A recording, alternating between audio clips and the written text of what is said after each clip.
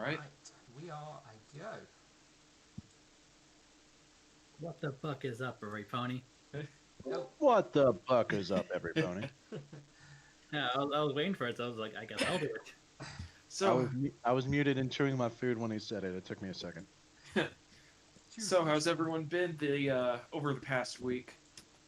Nothing blew up and no one died, so it's been fairly average. Well, I'm sure Indeed. somewhere in the world it is, but not over here. No one important to me, so it's good. Mm. a lot of work.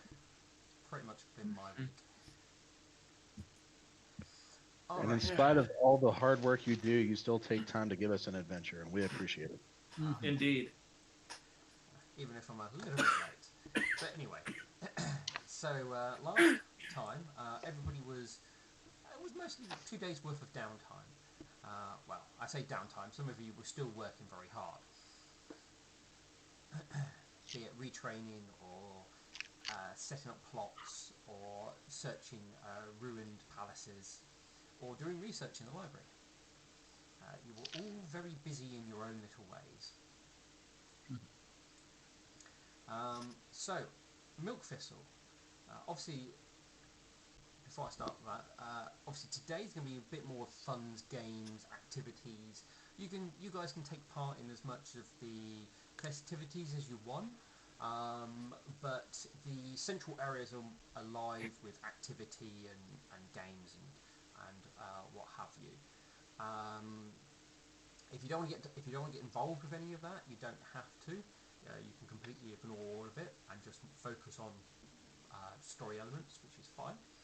Um, the I will indicate that the All Seasons Temple is very busy, as a lot of people seem to be going in to look at go looking at the Queen as her body, well, her esophagus has shown up and been placed in there. Obviously, everybody assumes her body is in there, but I don't think anyone's been able to convince Steele yet to let him open it or let them open it. Hmm. So, quick question: does it look? Burns gonna look around. Does it look like there's any sort of formal parties or galas happening in the evening? The commoners are having sort of a celebration and what have you in the park, and there is talk of a display, but no proper gala or anything like that. Um, Nothing formal anyway. All right, he'll have to go to the gala, or not the gala. The I'm sorry, the party after he's done. Because he's gonna spend like a lot of the day exploring the ruins and seeing if he could find that thing. No, You just wanted to sing at the gala, didn't you? Maybe. I don't know. It's like my brain is very odd today, so Milk Thistle is actually going to go with you.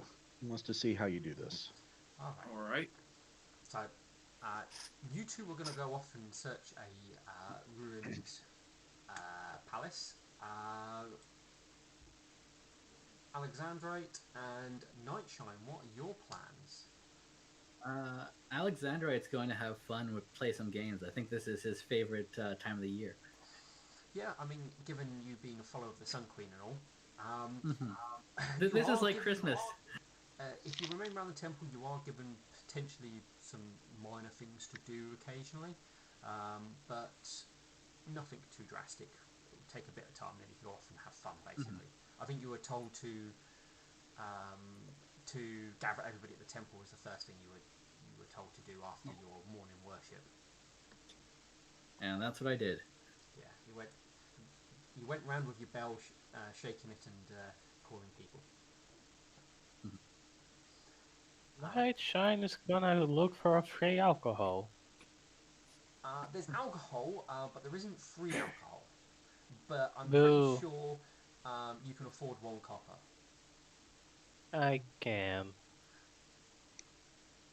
Yes, alcohol isn't free, but it is available.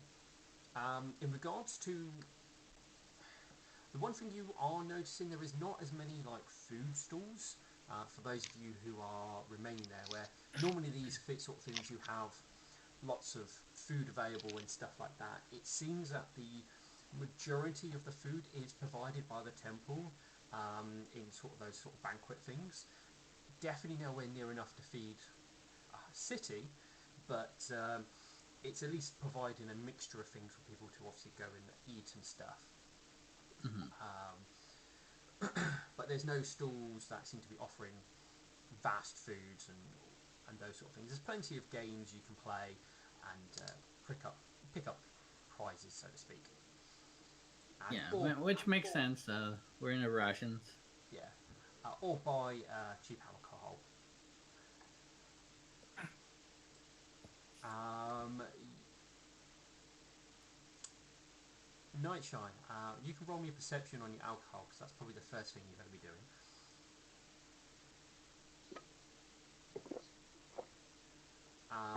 And I think Lord Weasel can roll perception too. unless he's drinking it, then no. I don't think he's drinking. No, that's fine. I just want to check. Do you have a +0 to your perception?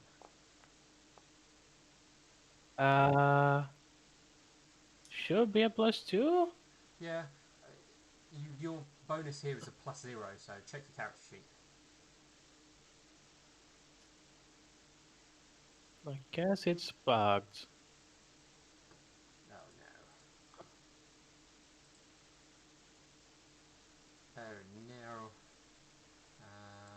Oh, I think I don't have defeat from my familiar because I took improved familiar. I'm not sure.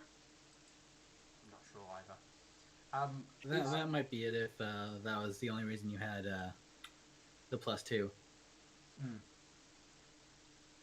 I want to check. Is Lord Weasel drinking alcohol? He's gonna drink a bit. Well, he will tell you in his little way that it's watered down. I mean, to you, it tastes fine.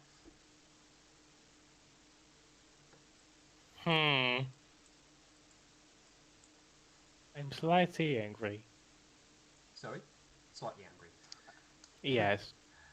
Alright. Milk Thistle, do you want Yes, to do sir. your first D8 roll? 5D8, I believe it was. Already starting off strong.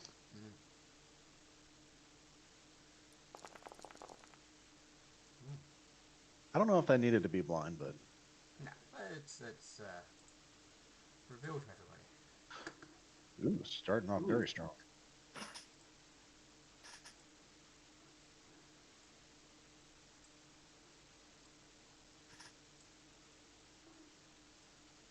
I need to check where he was health-wise. Okay. Right. Burnt and Alexandrite. I thought I had sleep music playing. You guys are in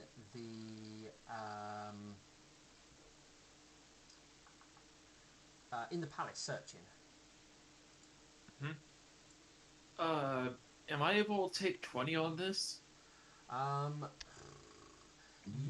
If you took 20, you would be able to do that if you were doing it over about 2 weeks. Because you're basically taking 20 on the whole palace at that point. Fair enough. Tell you what, before you do, GM, we're paused. Can Milk Thistle move up to the unification hall with him? Yeah. It should be on paused. Okay, I'll refresh. It's still paused for me. When we get to the Unification Temple, Milk Thistle is going to be asking general questions about what have you found so far and how is this leading you on your journey? Well, he shows him the symbol that he found beforehand. I found this when Steele showed it to me. It's apparently somewhere in the Unification Hall, so I need to find it and recite some there's a command word I think he said, and so I need to recite that, figure it out. What symbol are you looking for? Uh, he takes out the was the symbol that Steel Prism showed burned the same one from the author's thing? No, the symbol that you're showing Milk Thistle is the symbol that is currently on your banner, which represents the Queen's inner circle, I believe. Yeah. So it's the same symbol that's on our banner. Yeah, but the drawing you made is the crude Microsoft Paint drawing I shared with you the other day. Yeah. So we need to see if we can find the very same symbol that's on the banner that I have for us. You found that image. You're looking at it now. That because All right. the little carving on the wall is the one which is on your banner, which represents the Queen's inner circle.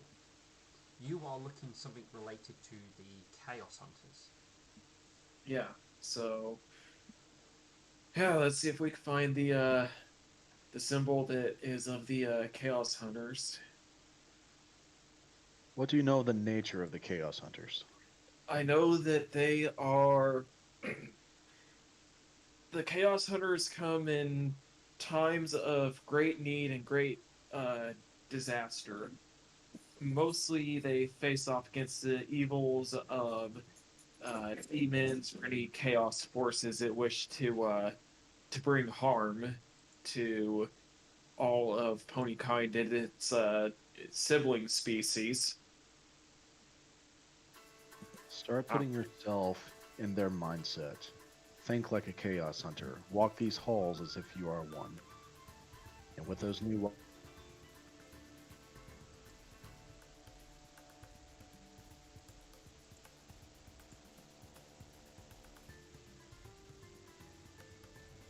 Milk Thistle, you there? lies, Chaos Hunters so long ago.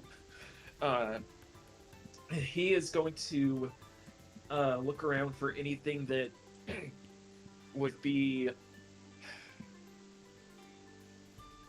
My brain is like having trouble catching up. Just a moment. you He's mind if gonna. I go ahead. He's gonna try to find a anything that looks like it might be of a like a tapestry or illustration of some sort that shows a a pony or a sibling race of some kind facing off against a great evil, because that might be a valid idea. Alright, so you're going to go I around. am that is. Right? You're going to go So- around looking at paintings and tapestries. Yeah. Oh shit, that should have been blind. I'm sorry. That's fine. You Milk just Thistle know- is also going to search, but he's. Am I mute? No, no. No, I'm not. Milk Thistle is also going to search, but he's going to roll independently instead of assisting.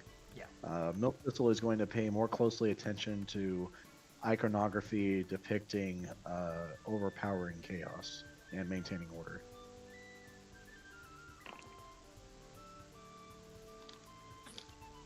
Alright. So as you are walking around looking for various things, you probably spend a good part of the morning searching, looking around at various paintings, pictures, tapestries. Some of them have been destroyed in the fact that this place has been left into ruins. So not all of them have survived. Some of them are damaged, but you can still kind of make out what they show. But some of them are damaged to the point of no longer recognisable. But there is one painting. There is one painting that catches your eye. Did we find any scrolls detailing the Chaos Hunters that might have been left out in the halls or attempted to have been looted? You wouldn't find your scrolls laying around out here. True.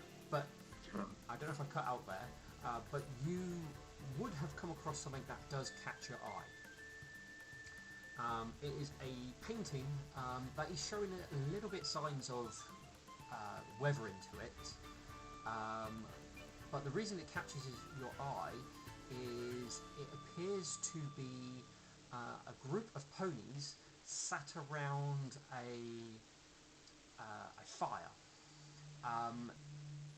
You can't make out who they are, as it seems that the weather effect has kind of like faded their faces, and it kind of has a slight sort of melted look to them. But there does seem to be like plants and stuff around them. But again, it's a bit weathered, you can't make out too much. Milk Thistle!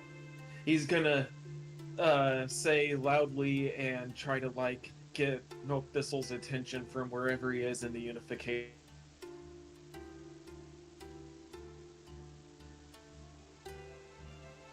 Have we lost Milk Thistle?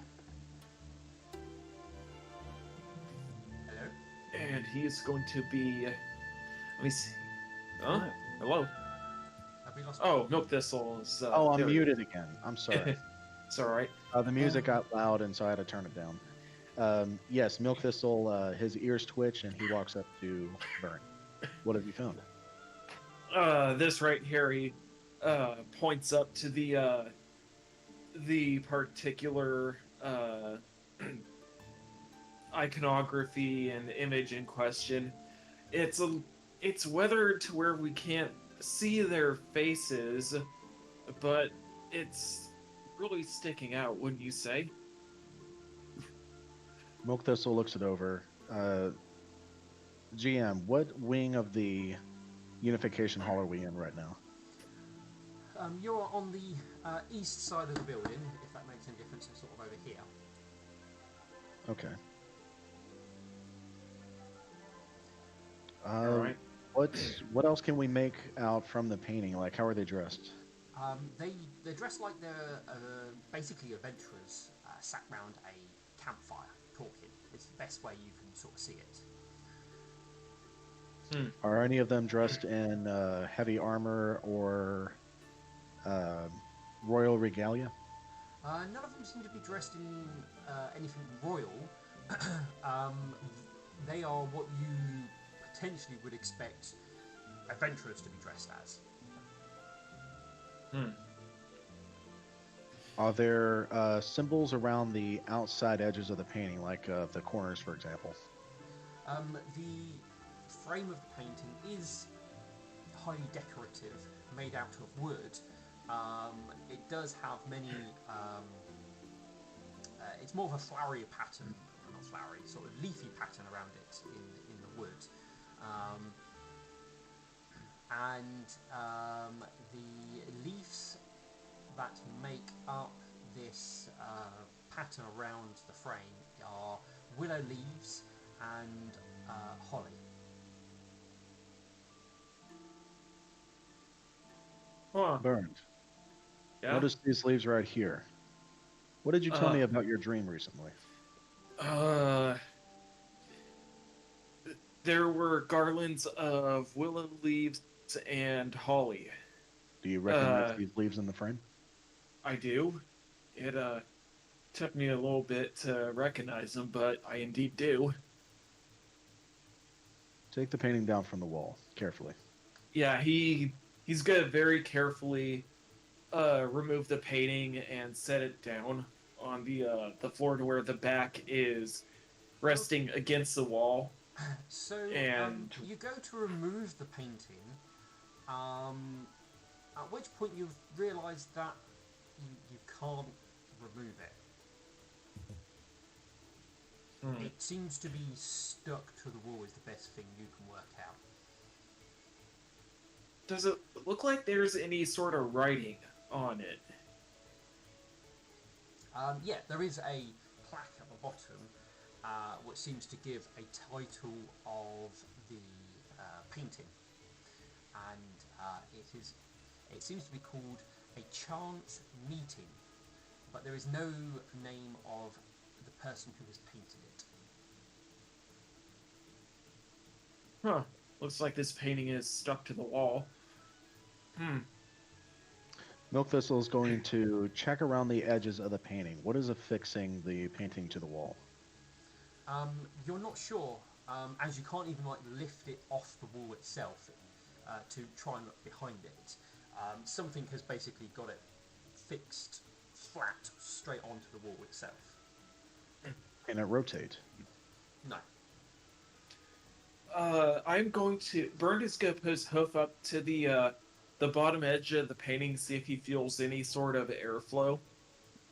No? You're not feeling any of the airflow? Hmm.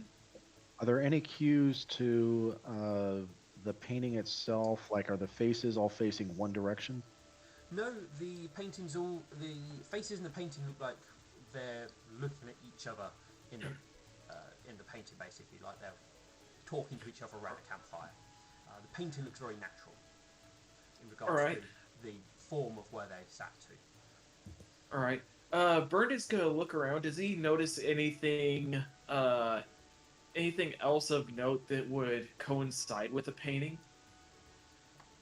What do you mean?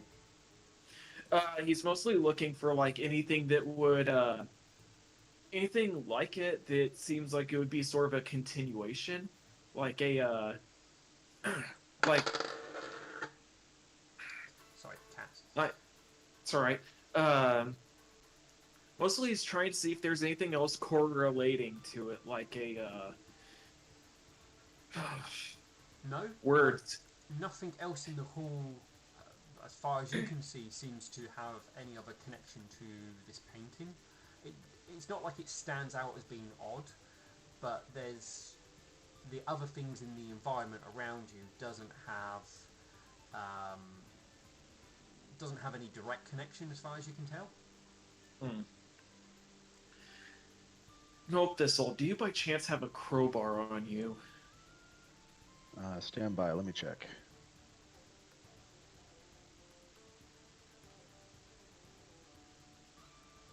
Milk Thistle looks too burned. I do not. But I don't think forcing our way past this painting is going to get us where we seek. Yeah. So, I will The indicate lead- the image that still showed you was hidden in a corner, and it was a small carving into the wall itself. all right. He is in that case. Bernd is gonna use perception to see if he can't find a thing similar to what Steele showed him next to the painting. Right. So you start searching around the painting, looking around near the edge and stuff like that, and obviously try to look up to the fully height of it.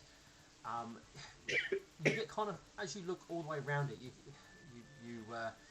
give a snort of probably frustration, but then something catches out of the corner of your eye, and you actually look to the bottom left-hand side, more in like the corner of the room, where on the wall the painting's on, and you can see a symbol carved just into the wall at the bottom corner of the corridor. All right. He points it out and he walks over to it. I mean, He is going to examine it closely. right. And Milk Thistle is going to follow to the corner of the room and kind of stand back and observe to see how he solves this. So the symbol itself does appear. You can definitely see that it incorporates a symbols of chaos inside of it, but there also seems to be almost like a ring around it, like it's orbiting the chaos symbol, and there's small circles around this orbit of the ring around it. I might have to again do my awesome Photoshop skills.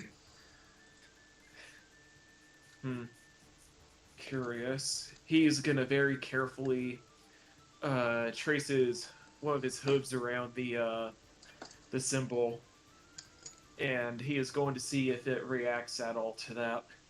Nope. You literally just stroke the wall. Milk Thistle is going to detect fiendish presence in the area around the seal. You detect no fiendish presence. He stops. Maybe pushing it'll do something, and he's gonna very. He's not gonna use too much force, but just enough to where it's able to at least push inwards. See if that does anything. You basically just push on a solid wall. All right. Part of me Would was like, a wait. would a knowledge planes reveal anything about the symbol? Until you know roll a knowledge plane, you do not know. Oh, you know what? Yeah, I'll do that. Right,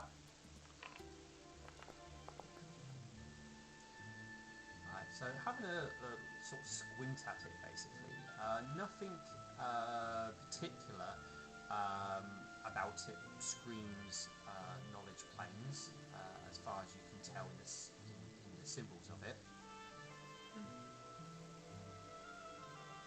Let's see. Try knowledge religion. I could try. No sort of religious symbols are associated with this sort of thing. I mean, the closest one you probably could argue would be the Unspokens, who has basically weird hands pointing out at different angles of the circle, which kind of could be association with the chaos symbol, which is here.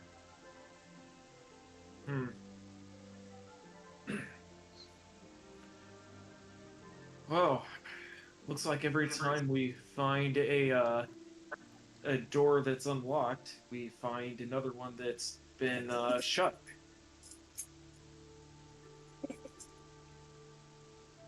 So what do you intend to do now? You intend to give up? No. No, giving up would mean that. Giving up would mean that I pretty much resign my fate. Let's see.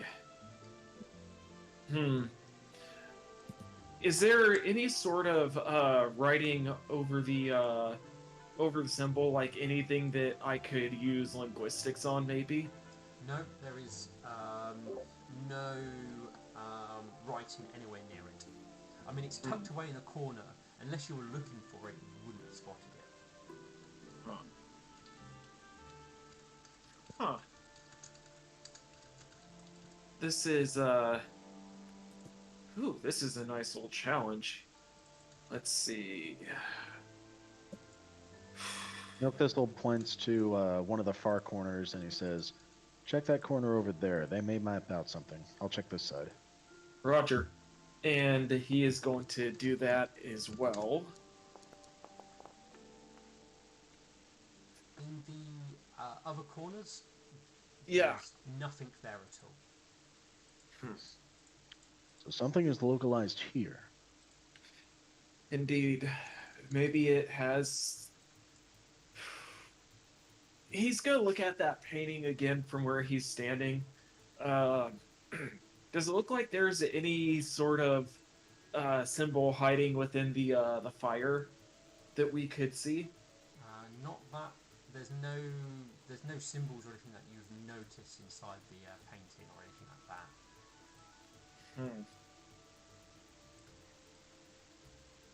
He's sort of like stroking his chin a bit. Let's see. I don't. Obviously, forcing our way through isn't an answer. Here We go. probably. The picture of it is now in. Oh. Huh. There will be no colour to it on the actual wall itself. It's just easier to do it in colour for me. So, as he sees it, he takes out the symbol that he got from the author's book, and he is going to carefully put that up to the side of the symbol on the wall, see if there's any correlation.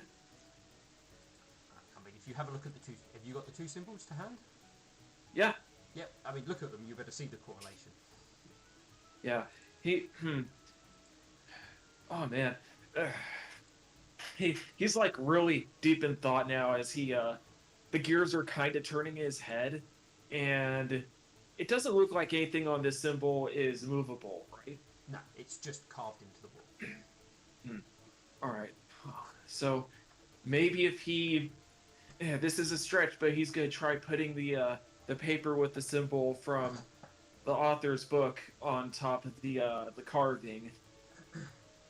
I don't think Oh, that's gonna do anything, but it's worth a shot.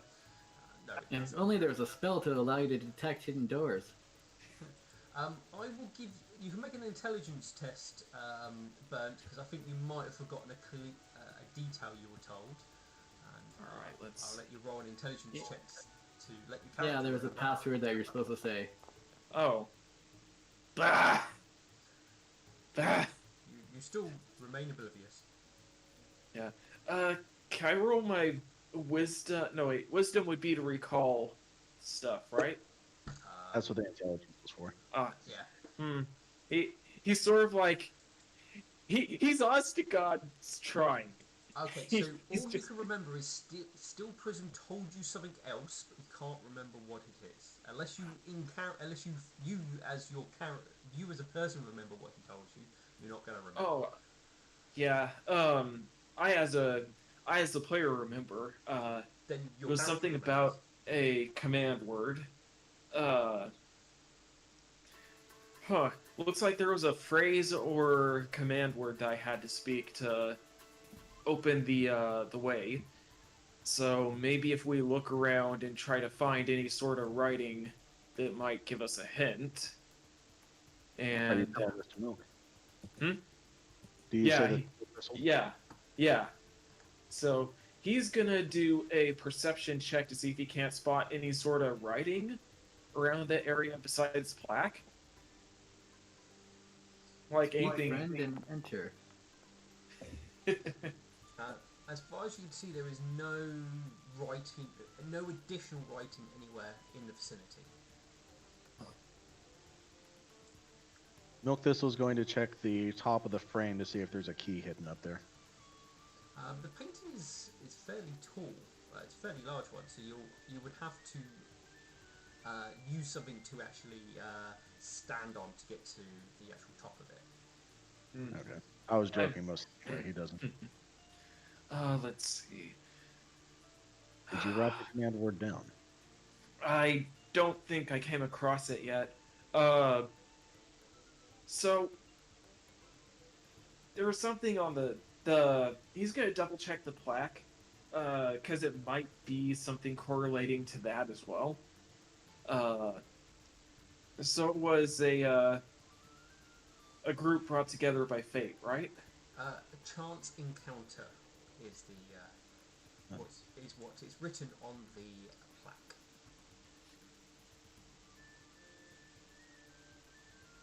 He sort of just blinks as he looks from the plaque to Milk Thistle and says, I might know what it could be. It might be this, it might not."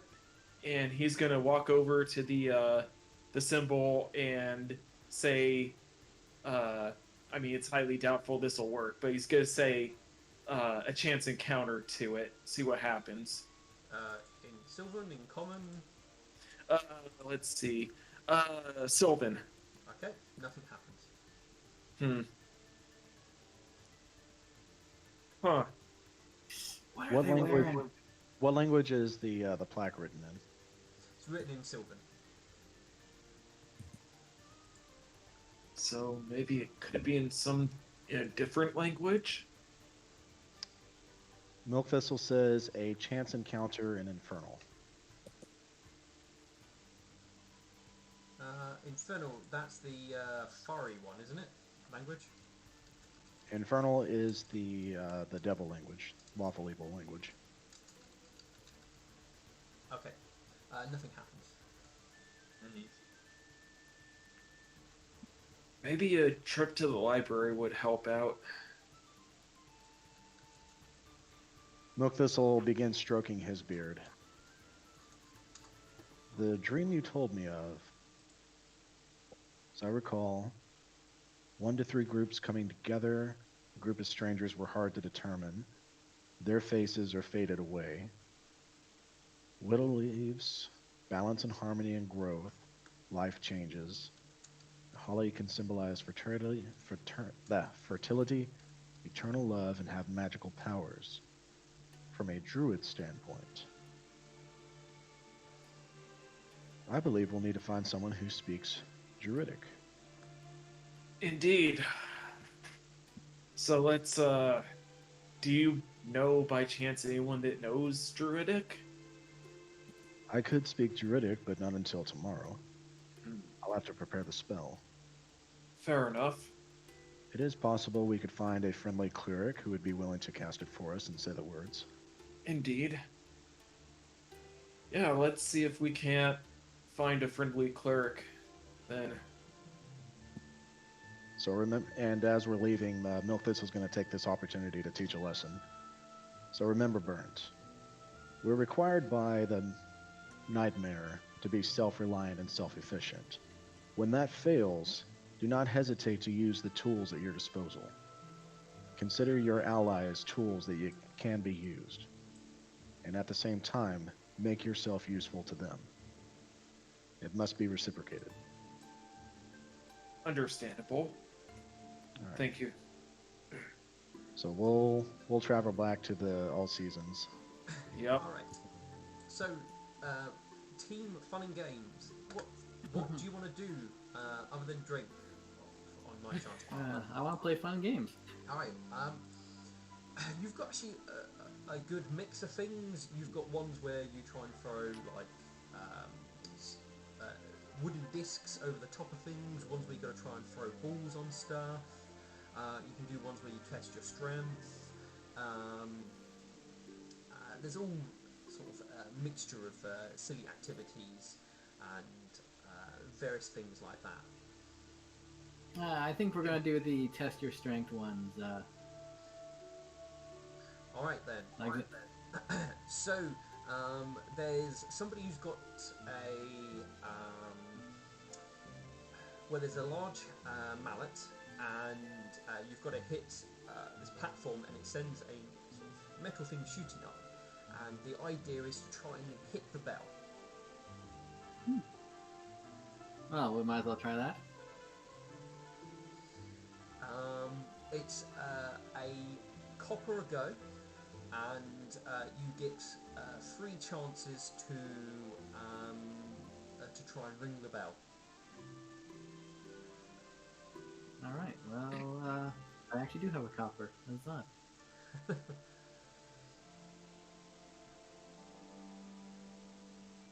All right.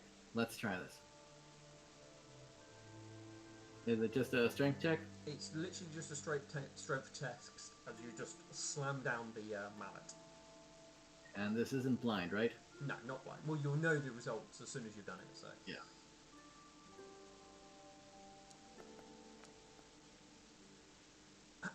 okay. You give it a smack, and it goes a good way up, but isn't anywhere near the bell. All right. 2 more tries. Yes. No, 21. Ooh, nice.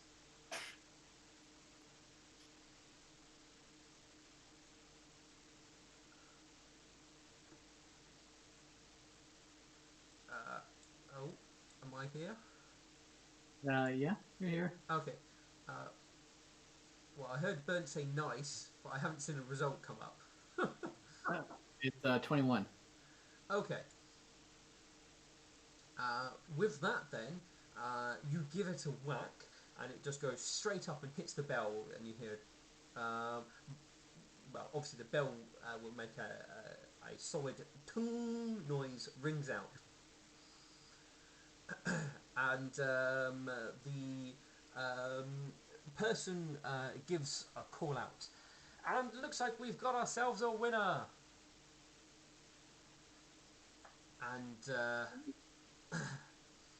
and he comes over to you. Do you want wood or soft?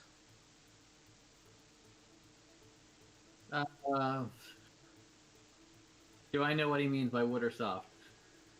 No. Well, I'll take soft. He goes around the side, comes back and hands you a rather sort of simple looking soft doll, which is meant to look like the Sun Queen. Ah, okay. Well, I have a gift for Lightning now. How's that? Should I take my final swing, or is that No, it? you rang the bell, so Okay. you won a prize. Yeah. All right. So drop the mallet and put the doll in my inventory. I mean, you can keep going, but I mean, you just might end up with more soft toys. Yeah.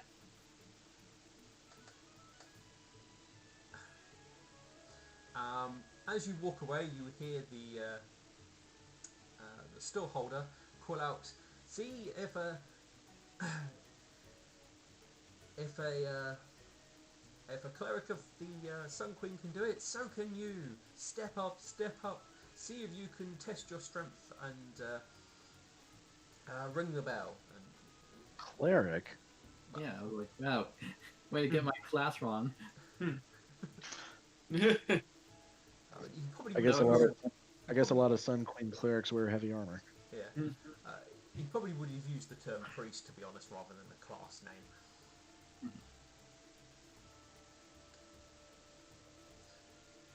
But that is one of the particular strengths. There are other some more larger activities happening in the park area. You can do like joining with tug of war type of things. But you do need a partner for tug of war. All right. And Burned is off doing his own thing. I don't think Nightshine's going to be able to help with the tug of war. I mean, he's probably slowly getting drunk. Yeah. Yeah.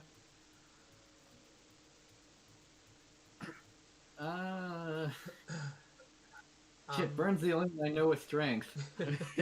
I know. He's busy on a quest. Yeah.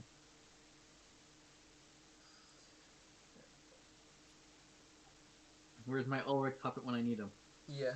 I mean, there's a few other games, but they are more testing your more agility, like ring toss, those sort of things, or hook a duck is another game. Most of them involve obviously throwing balls and stuff at things. Which dexterity is my dump stat, so Yeah, which you could try, but you probably wouldn't succeed too well. oh yeah, I might as well try. Get rid of some copper. All right, let's try. I guess the ring toss. Ring toss. Okay, so for a copper piece, you get 5 rings. There's lots of like glass jugs, which you're trying to throw the rings around. Some of them have colours on them to indicate what you might win if you get something around it. All right, let's give it a whirl. Alright, so you're looking at so this one you can use your range attack on, so you do get okay. your BAB bonus and stuff on this. Yeah, I'll do that instead because that's a higher at base attack, and I rolled a 3 for the first one anyway, so.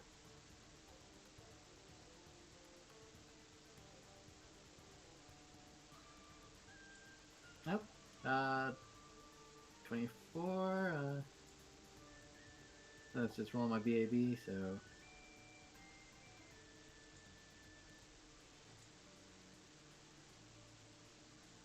Okay, so that'll be a 23 with range.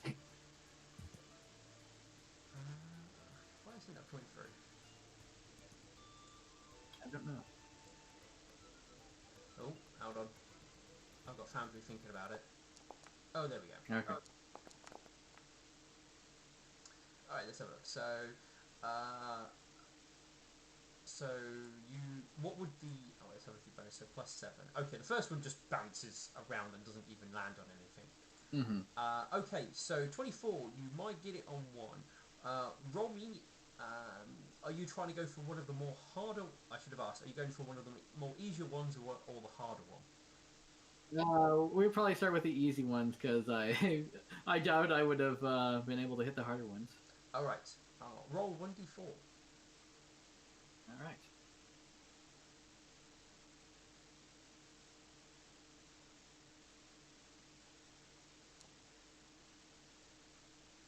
One. All right.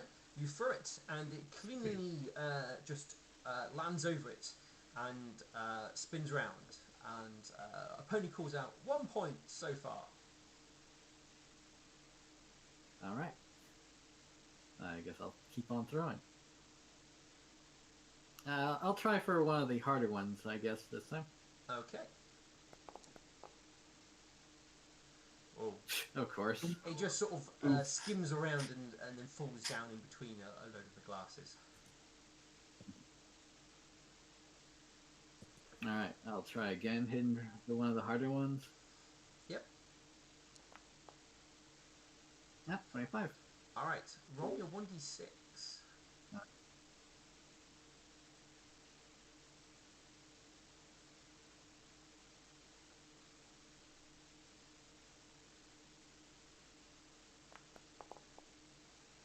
Five. Alright. You throw it. It goes on it, but you're a bit too hard on the throw, and it kind of bounces up and off, and it's kind of half hanging on. It's not fully over it.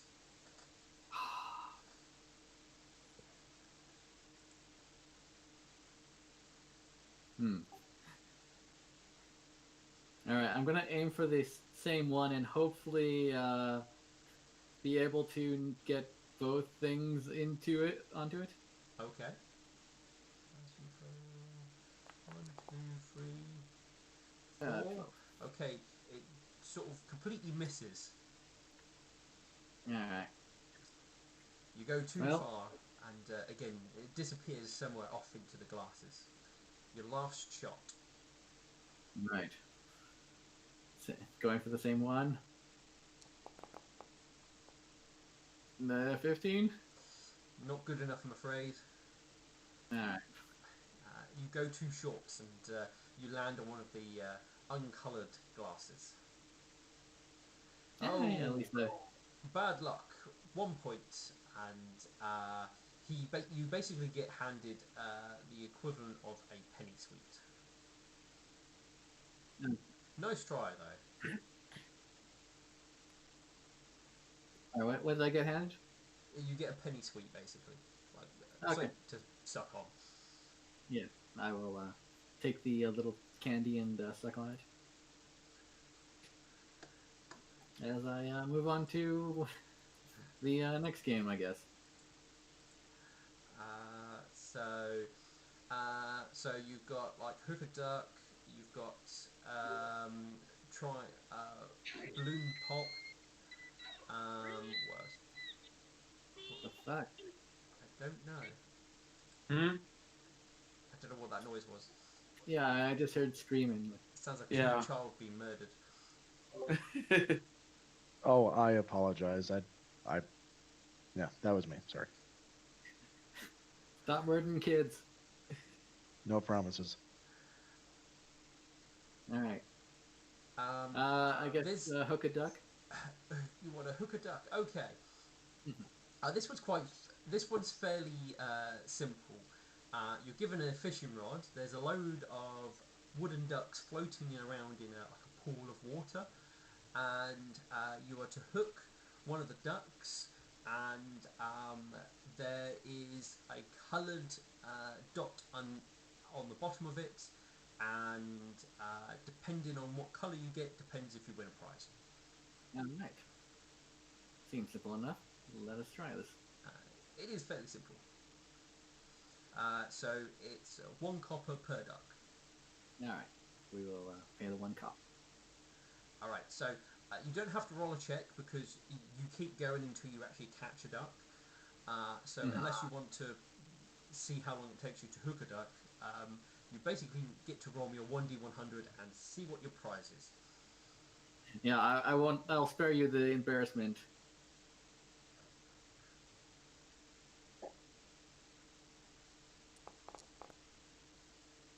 7.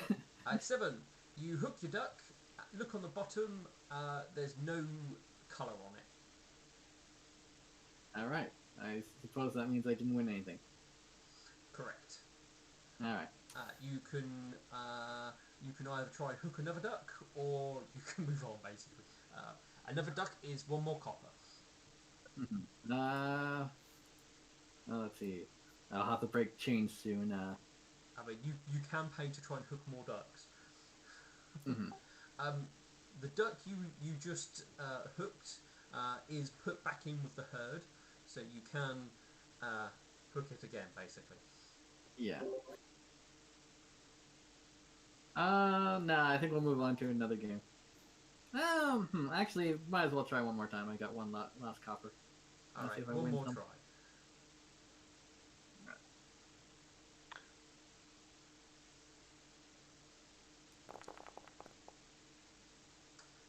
13. 13. You look at the bottom. Sadly, it's another blank one.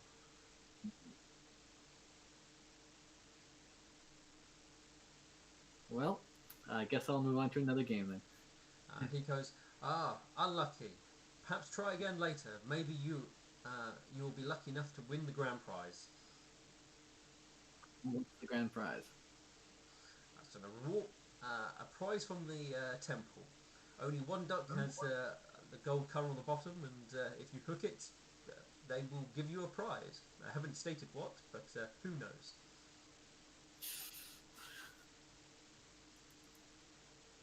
Now I'm just thinking of Starlight Glimmer, like trying to get that fucking ball game. I need to win this duck.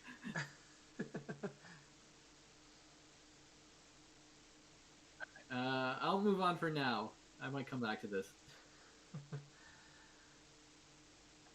Understood.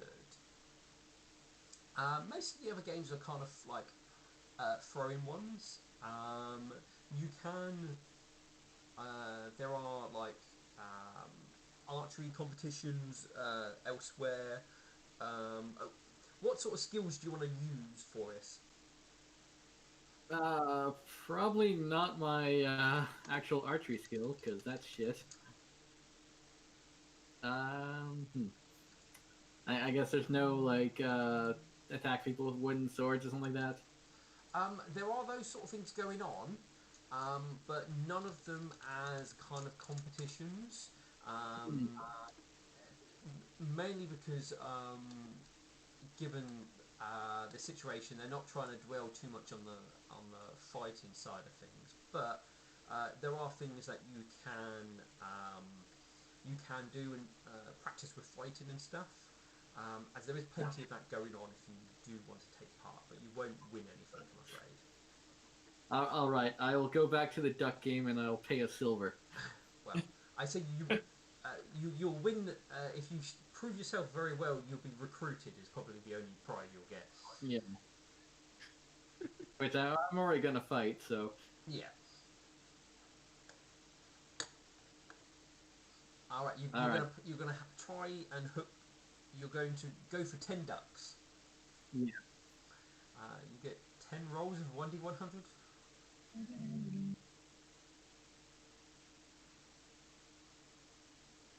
should just be able to do 10d 100. Yeah, that's what I'm trying to do. All of the numbers, right, let's see if any of them are lucky. So, 90.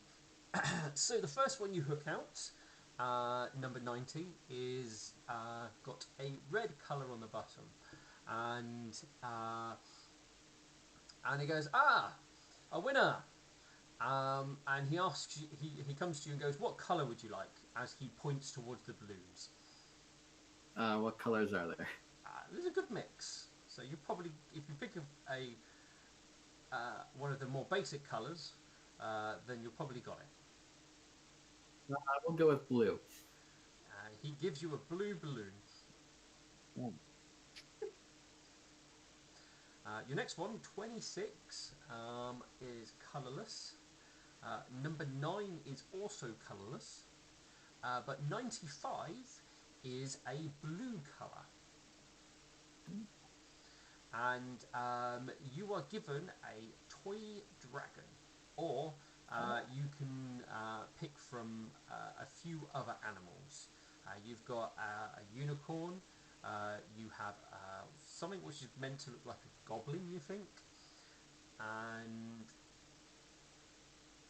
and something what looks like an owlbear. I think we'll go with the dragon.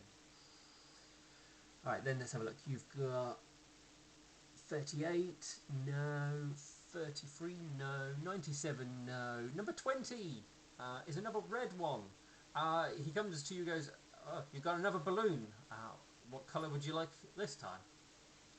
We'll go with orange. Orange is probably not a colour they're going to have. Okay. Green. Green as they do. And you are given a green balloon.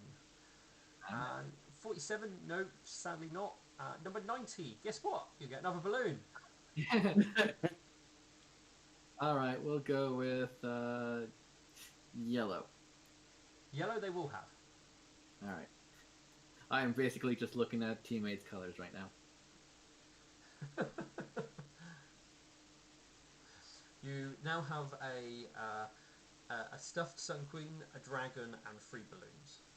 All right.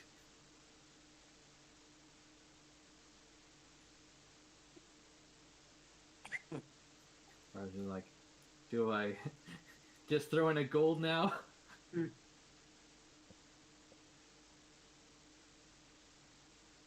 I won't do that. Gold would get you what? 100 tries, wouldn't it? Yeah. Oh God, no. Oh God. And let me guess, a platinum is worth 1,000. Mm-hmm. No, what am I thinking? So yeah, it's like 1 gold.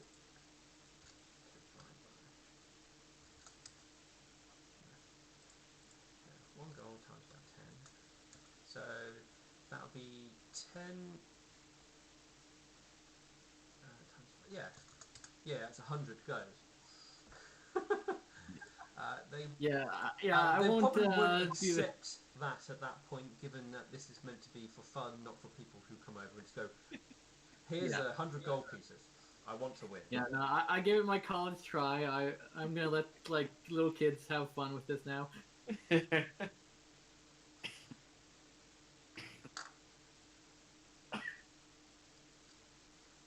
And at least won some prizes for people. So.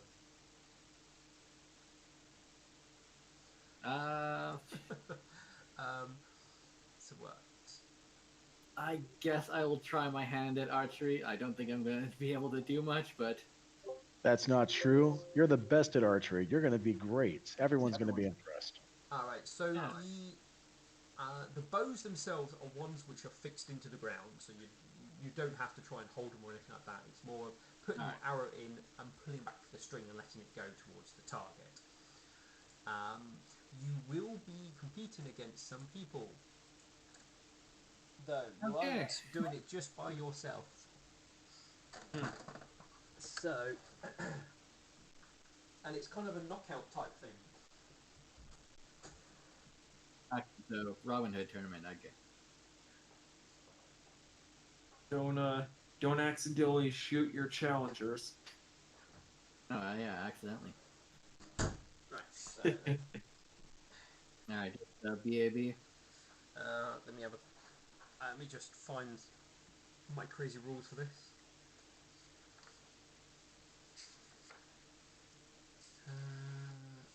Trial accuracy. Right. So.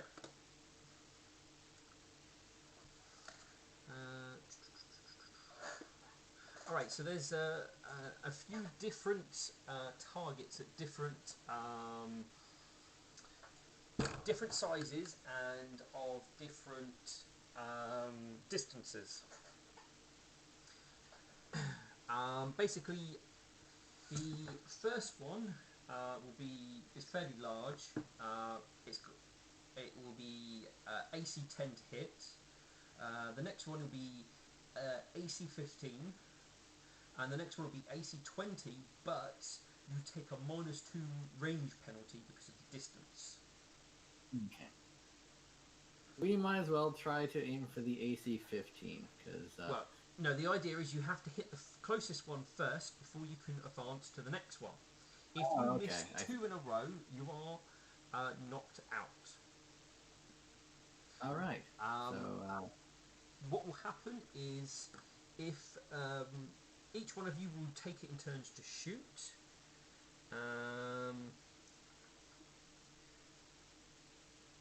Let's have a look. The contest is...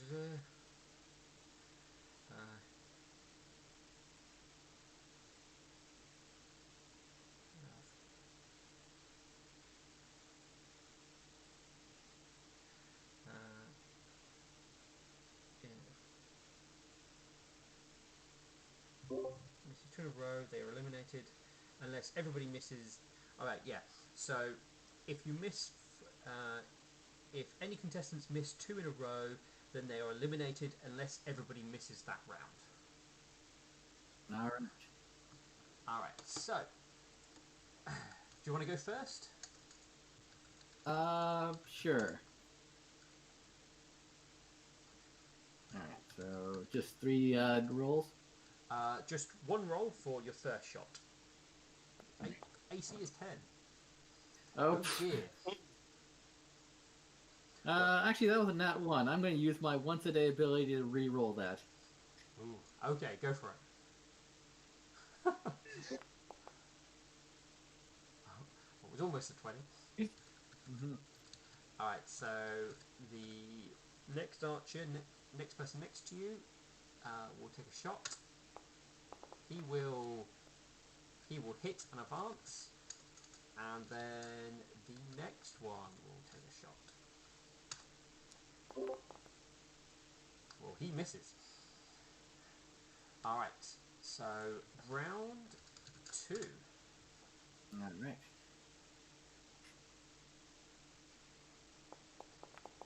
So you're on the slightly harder one. Okay, you hit. This guy is also on the harder one.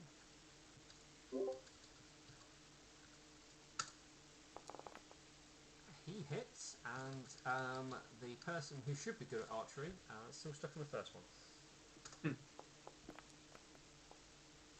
He advances to it. Alright, so you're now on the AC 20, so you're taking a -2 because of the range. Alright. Which we can add afterwards. Oh, so... that would still be a 21, I believe. Yes, you hit. He gets +3.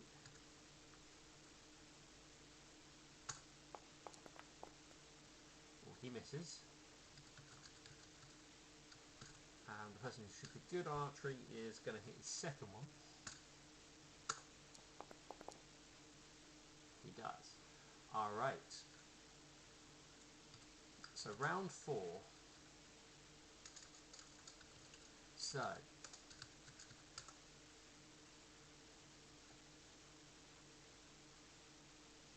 alright, so he's missed. No, for...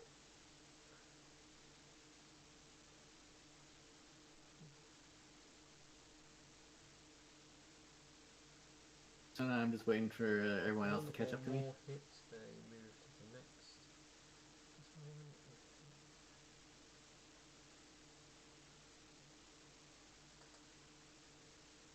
Okay, so yeah, so I assume that you hit, so they have to make a shot.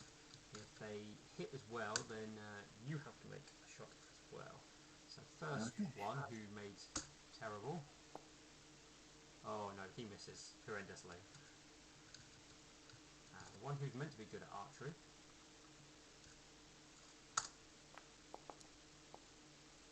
He hits. Okay. Alright, so he's eliminated. And it's just you two left standing. All right.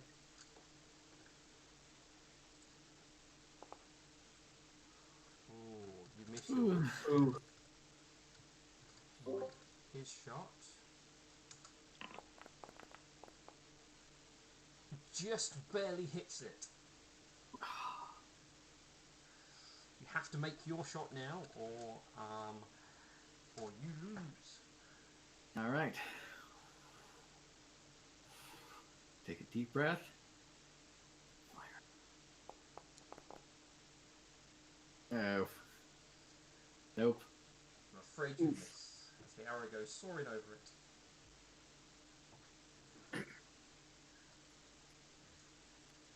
Well, I will bow my head to the spear archer. And he's probably It was a then, valiant effort. You did well. yes, Mhm. he's probably then convinced to join up with the archery lot for the upcoming skirmish. Yeah. Um, some of the other activities.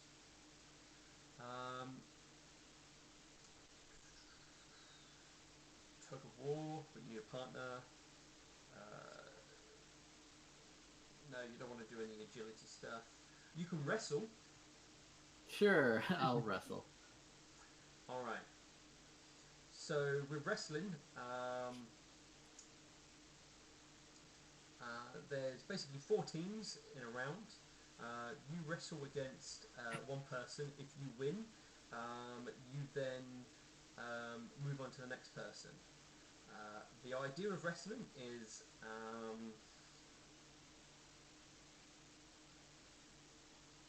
the first person to pin the other is the winner. Okay. So we're going collegiate rules. Yes. Nice. Alright. Make an initiative roll All on right. your first person. Let's see if you go first or they go first. They have a plus. So they got a 13. I'll need. This is not an actual combat, so I guess I'll just roll d20. Yeah, if you're literally just a d20 on your initiative, that's fine. All right. I wasn't going to start a proper encounter. Well, like Alexandrite always, he goes last probably. This is true. Okay, they get to go first. So he's going to move up to you and try and grapple you with their CM, with their CMB. Does 16 grapple you? It does not. Oh, they are not. They fail to grapple you then. Your turn.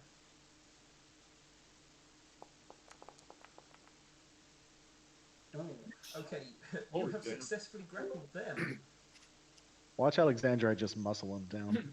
Yeah. He is going to try and take control of the grapple. Probably not based on what I can see your rolls are. And he is taking negatives as well because he's in the grappled condition. When it's against each other, you don't take negatives against each other. It's just people outside of the grapple you take the negatives against. Well, technically yes, because you both have the grappled condition. Yeah. All right. He fails, so you can roll to pin basically. With a +5 modifier. All right. With the +5, that would be. Oh, gotcha. You pin him down easily. All right. Nice. All right. New round. You go against somebody who looks a little bit more tougher. So we'll see if you are able to beat this person. I'm just gonna. Let me just do this to indicate a new combat. Alright, so roll initiative.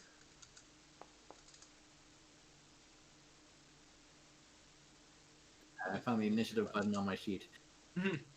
Oh god, you got... Do you have negatives to initiative? I do, yes. Ah, that'll be why it swings back round to 99. Mhm. They have this. Ooh, but they still go first, just. Yeah. Alright, they move up and they are going to try and grapple you. All right.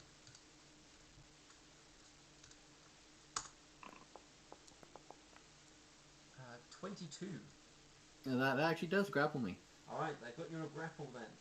So you can either Alright. escape out of this, or you can attempt to take charge. I think I'm going to try to take charge. Alright. Roll me C and B then. All right. Oof. Ooh. I'm afraid that is a no. All right. So they're going to try and pin you now.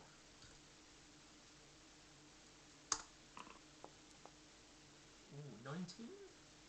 Yeah, that would. My CMB is CMD is 18, so. Oh, And then with that, sadly, you're pinned to the floor. I can't believe they put you up against the guy who wrestles bears for a living. Yes, I mean they do. They are a fairly muscular-looking earth pony, so. Well, after being pinned, I will give my respects to him and move up.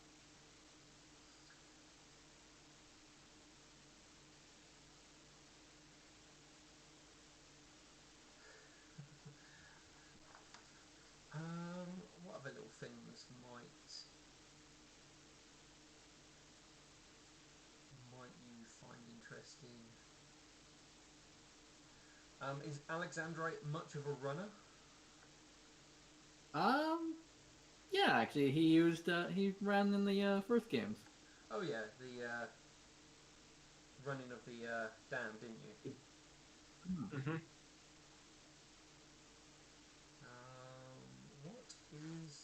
What is the running one? Alexander will take off his armor for this, of course. Okay, it also doubles as an obstacle course, so you do have to avoid obstacles. Yeah, I'm definitely taking off my armor for this. Alright, so there's a few runners at a time. So you are looking. You could be anywhere from first to sixth in these races. So an obstacle course has been set up. So what you'll have to do is you would have to make a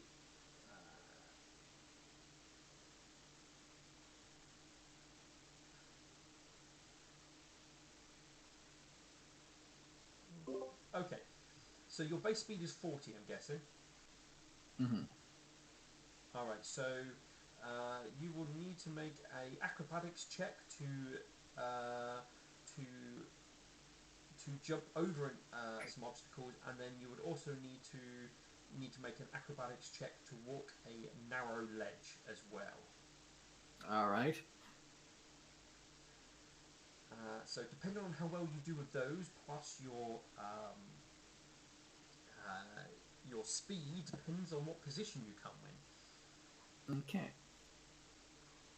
Well, now that I have no armor, my speed is the 40. Yep. So that already gives you a bit more an equal footing.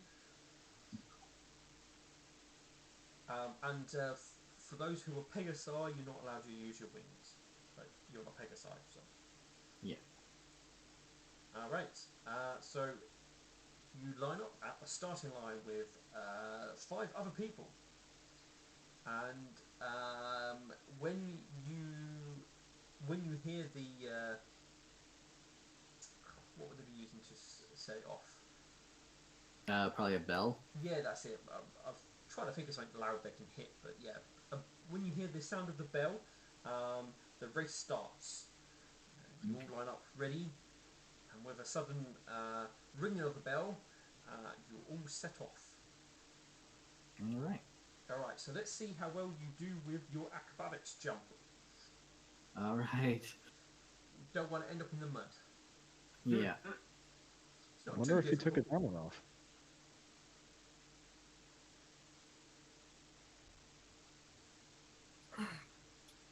Okay. Yay! Ooh, that's pretty good. Alright, so your score at the moment is that number.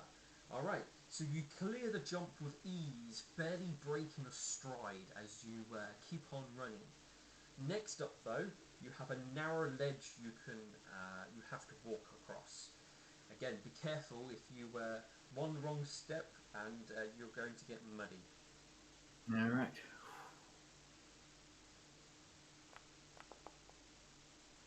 Nope. Oh dear. So you gain that much bonus, and you then lost that much bonus. Okay, so sadly, with a splooch, you lost the lead that you managed to gain, and you set off as quickly as you can. Oh, I realised something. I made all the rolls to do with the people shooting as private.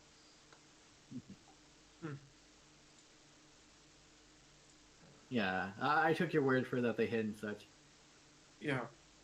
Should have said, because I don't know when they're public or private or not. Sorry, guys. Alright, let's see how bad you lose your lead. So, covered in mud, you make for running towards the finish line. Sadly, your your mud-covered body definitely slowed you down greatly, and you end up in fifth, I'm afraid. Fifth is still pretty respectable. Out of how many? 6. Oh, okay, never mind. I thought I was like fifth out of 30. It was like, okay. Nah, all right. Well, I had fun. That was all that matters. And you're slightly muddy. Yep. Which, hey, I'm an Earth Pony, so that's nothing new. That's Nightshine, was there anything in particular you would like to do? I'm gonna throw one copper on the duck game. Alright, throw 1 copper at it and see what duck you get. I'm gonna pick the one that looks most like my wife.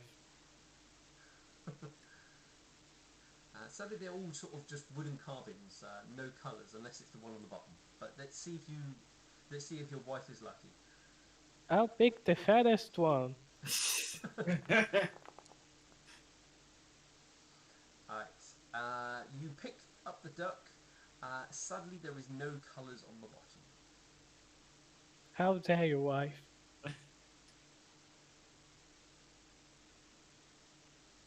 That was a good try. Besides that, I was just going to drink. Oh god. Well, Nightshine's going to be hungover the next day. Wake up with Swift Gadget again. Why does this keep happening to me? Well, it's watered down, so it will take him a little while to get drunk. I mean, it is Nightshine we're talking about. Yeah. He's probably bound to drink an awful lot. Alright. So, Burnt and Milk Thistle then.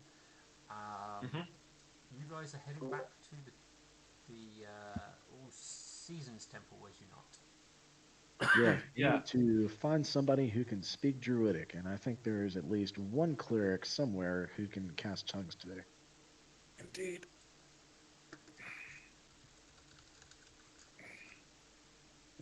See Wishful Pin's icon there. She might be invisible. We should ask her if she's got it. Yeah, definitely. Tongues, I believe, is a level 3 spell, so I think she can cast it. Hmm. Possibly, but it's probably not the spell she has active today, to be honest. Okay. Well, Milk Thistle will say to Burned, we'll seek out help from the Nightmare Temple first. Remember to show respect as you ask. Roger. He gives a Ah, nod. I'm pretty sure the thing with tongues is you can only speak a language if you hear it. I don't believe so. I could be wrong. So this spell grants the creature touch the ability to speak and understand the language of any intelligent creature, whether it is a racial, tongue, or a regional dialect. The subject can speak only one language at a time, although it may be able to understand several languages. Tongues does not enable the subject to speak with creatures who don't speak. The subject can make itself understood as far as its voice carries. This spell does not any creatures any creatures addressing towards the subject in any way. Okay. No. No, it doesn't say anything about you have to wait. Sorry, I thought I read somewhere you had to wait for the spell to them to speak so you know what language to reply in. Hmm. I Okay. must be Well, misremembering it. it is a touch spell, which is good. Indeed. You just need somebody to touch you. Alright, so the temple is very busy at the moment. So basically, what it comes down to is one of you needs to roll diplomacy to see how long basically it takes for you to get to a cleric to ask the question. Because All right. the temple is, as I said, a little bit more busy today. All right. What's your diplomacy, Milk Thistle? Garbage. All right. Well, guess I'm rolling it. Mine's at least 10, so this would be public. Yeah, I think mine's -1. Oof. Okay. Oh Very well. nice. Oh God, that almost landed on a 3. Well, you got a lot of 6 plus 3 plus 1. Yeah. A lot of additional bonuses. Oh no, I suppose that's that. Okay. They broke it so probably ranks, class bonus, and Yeah. your ability score. Yeah. Fair enough. And anyway, so yeah, you managed to find a gap in the crowd and very quickly sort of step in before anybody else gets a chance, and you quickly speak with a cleric, and you make the request of if somebody can cast tongues on you. It is something they can do, but you would have to pay for the spell casting. All right. Which cleric are we speaking to? Uh, you probably would have got a Sun Queen one. Oh, okay. They're the most Alright. likely ones to be around. All right. Let's see. It's But with that, with that diplomacy check, you can ask to speak to a particular to get the spell from a particular temple cleric, if you wish. all right. Uh, do you have a particular clerk that you would like to speak to about it? Well, not a particular person, just a particular Ah, follower of a god, basically. ah. Hmm. Yeah. Let's go with the nightmare clerics then. They will give a nod of their head as they will go and get a nightmare cleric. You do have to wait probably a little bit longer, as there's not many nightmare clerics about, but there are a few. Fair enough. As I look up like to imagine a luminous cleric is like, "What's up? Are you learning something?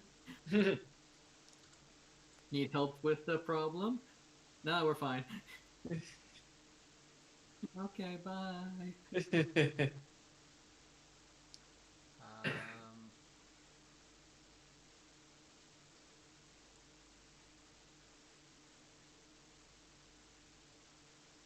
oh, is it a level 4 spell for cleric? I thought it was level 3. I was mistaken. It is level 4. Oh, okay. Yeah. Cool. I'm not going crazy then.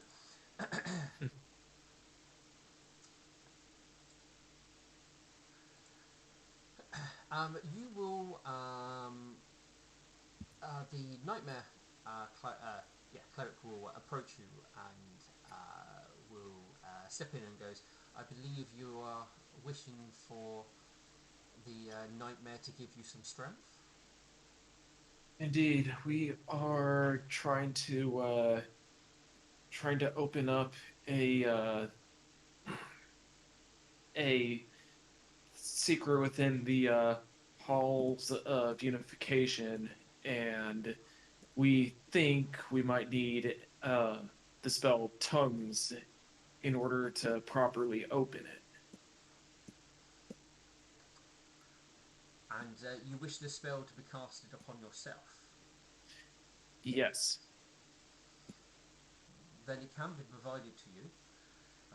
The charge for such a spell is it's a level 4, so they have to be that level. So the charge of such a spell is 280 gold pieces.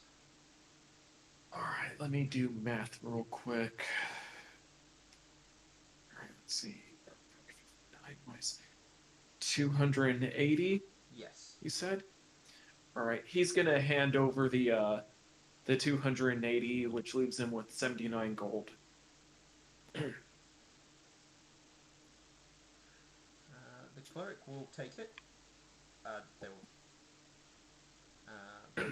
check it, and when they're satisfied, they will ask if you wish the spell to be cast upon you right now. What do you think, Milk Thistle? Yes. Yeah. And Yes. with that, he begins casting. Is it just one action? Yes, one action. With that, you have the spell cast upon you. The cleric says to you, it will last 40 minutes. No, sorry, 70 minutes. Thank you. May the nightmare watch over you. And may she give you strength. And with that, he is going to give Milk Thistle a nod and head back to the Hall of Unification. And Milk Thistles follows. And we go back to the East Wing. Yep.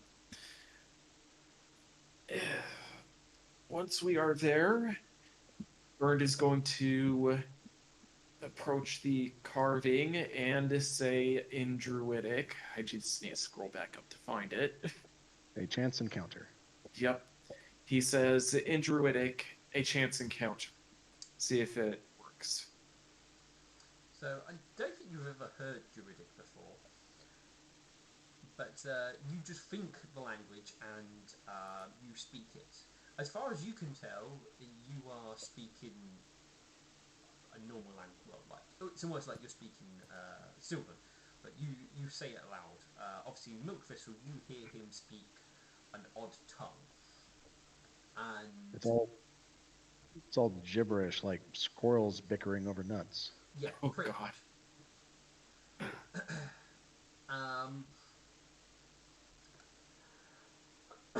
When you finish speaking the language, the when you finish speaking the phrase, the the wall starts to move upwards, and the floor just in front of the painting starts to move downwards. As the top of the painting hits the ceiling, it stops, and what forms in front of you is a set of stairs leading downwards. He, as he sees that, Burns sort of breathes in and gives a slow exhale, and without saying a word, he's gonna head on down. And Milk Thistle will follow closely behind. I don't think either of us have dark vision. So Milk Thistle is Nope. going to take out a torch, and then he will cast Spark and light it for us. Right. Actually, before he does that, Burns is gonna pull out his ever burning torch and uh, with a quick uh, let's see, it's a normal torch. Okay, so yeah, he's gonna suggest that Milk Thistle cast Spark on that instead because it'll give off more light. I It's never never get to burning, use them. so it doesn't ever go off. Yeah, I think Ah, all you do is like tap the torch against something and it lights up. oh, okay, so he just taps it against the wall then. I don't know if you use. I think you actually just use a command word to tell it to go on or off. Oh yeah, I'm thinking of a rod of light or something. Yeah. Ah, Sun rod. That stuff. all right.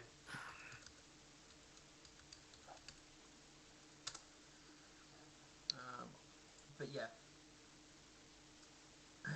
Uh, When Before you we head down, Pistol is going to roll perception to see if there's anything hidden from plain sight attempting to follow us. So That's something might have cast invisibility, so he's going to be listening and testing the smell of the air to see if something is with us. that actually is a good idea, so I'll roll that myself. Alright. Right. So you proceed down cautiously, listen out to see if anyone's following or if there's any changes to the environment or anything like that as you head downwards. Um, the stairs lead deeper down. You're definitely underground, so there's no windows or anything like that. And the first sort of area you come into seems to be the equivalent of um, a barracks. So there's some beds, there's chests there. There's enough there for 12 beds. Sorry, 12 people to sleep there. So there's 12 beds, 12 chests. The place looks like it's been empty for some time. There's a good coating of dust all over the floor and on everything as well. All right. Uh, as we look around, are there any symbols that stick out to us?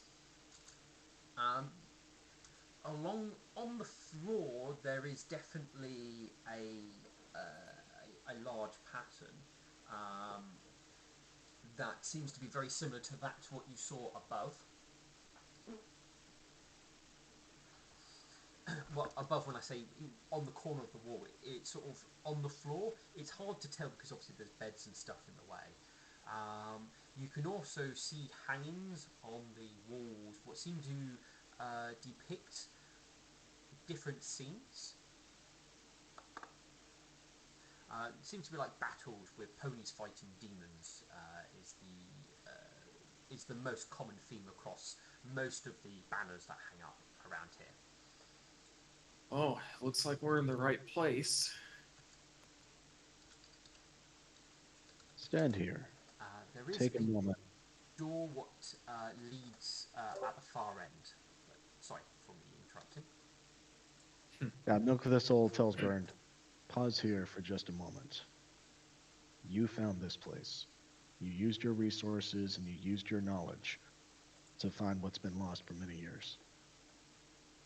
Indeed. And he's gonna set his ever burning torch on the is there like a torch holder or something nearby? Yes, there would be.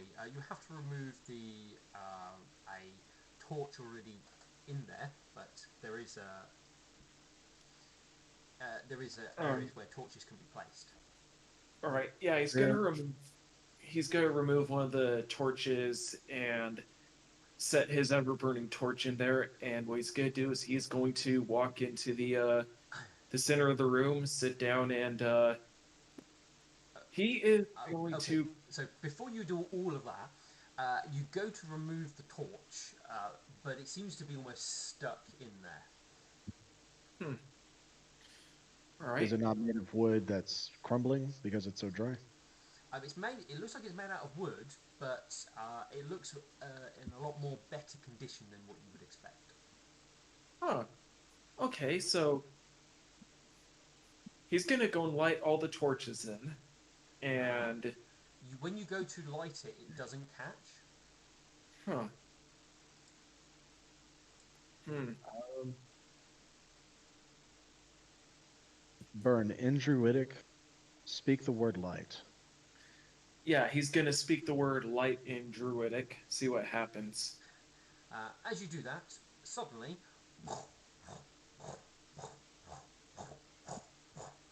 all the torches come on. Milkthistle smiles to himself. I'm noticing a theme here. Oh, indeed, quite so. Curiouser and curiouser. If that didn't work, I was going to clap twice. Is anything catching on fire now that the undisturbed torches are now lit? No, nothing. Well, the torches are on fire, or seem to be on fire, but nothing else is burning. Hmm. Milkthistle quickly passes his hoof through the flames. Does it get burnt? No, you don't. Oh, now he touches the fire. Uh, it's warm, but you're not like burning to death type of thing. Very Oh, interesting. indeed. All right. This is quite interesting. Well, now that we have light throughout this entire room, what seems to stand out to us? So you can make out a bit more better pattern on the floor. Like I said, it shows out a bit more. The colours and stuff in the tapestries are more defined. Um, the the ponies in the banners look different in each one, and the door at the far end looks a little bit more heavy duty now it's in the light. Um, like it's an iron door rather than a wooden door, basically. Oh. So, Bird is going to take a moment to absorb all of this, and he's going to give a cursory glance at the paintings and the tapestries. Mostly, he's not expecting anything from his memories to stand out to him, but he's just gonna give him a passing examination to see uh, just what all is going in. So,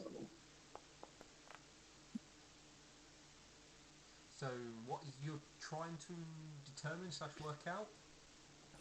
he's mostly uh, taking a closer look at the paintings. I mean, other than all they're depicting is basically, obviously, as far as you can tell, will be chaos hunters at certain triumphant moments.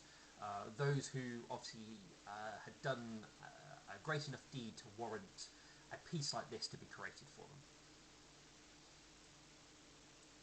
Well, this is quite a real amazing find here. Been locked away for years upon years. Finally was unlocked. Not all of it. And Milkthistle points to the door. Indeed. That's Good. your favorite word, isn't it? Yes. Yeah. We It need to is. get you a thesaurus. You're like Dash whenever she says awesome. Sorry. My bad. Yeah. Next time I say something and you agree with it, you can say something like, I concur. All right. Indubitably. Fair enough. Indubitably. That's a good word. I don't know how to spell it, but I like saying it. Yeah. Yes. Let us go and open up that door, see what other secrets lie in wait. All right. Milk Thistle's going to take a close look at this door. Um, are there any writings on it? Any particular patterns? Does it appear to be trapped, etc.? So, it doesn't seem to have any massive patterns or any indicators on there. It looks pretty standard iron door. It's got a lock on it that you can see, and as far as you can tell, there does not appear to be any traps. If it's locked, there's probably a key somewhere. Indeed. Of course. Almost went. Yes, of course. Let's examine the contents of these chests and see if we find a key or any journals or logs. Might be able to help. Before we do that, is there an actual lock on this door, or is it just closed and unable to be opened? So you're going to try and open it, basically. Yeah, maybe the things operate on command words down here instead of mundane Yeah. items. Yeah, Yeah. so he I mean, is going to. There is a handle. There is like figure more like a front door type of key hole rather than any like padlock or anything like that. Okay, that answers that. Ah, all right. Yeah, so let's check each of these chests, make sure they aren't equipped to explode on us, because that would be bad. All right, so Milk Thistle will go around checking the chests. As will Burned. So you go round checking the chests. All of them open easily without any difficulties. Some of them are empty. Some of them just have some mundane clothes in there, which are very much out of fashion. And one of them has a pair of shoes in there. Well, boots, I should say.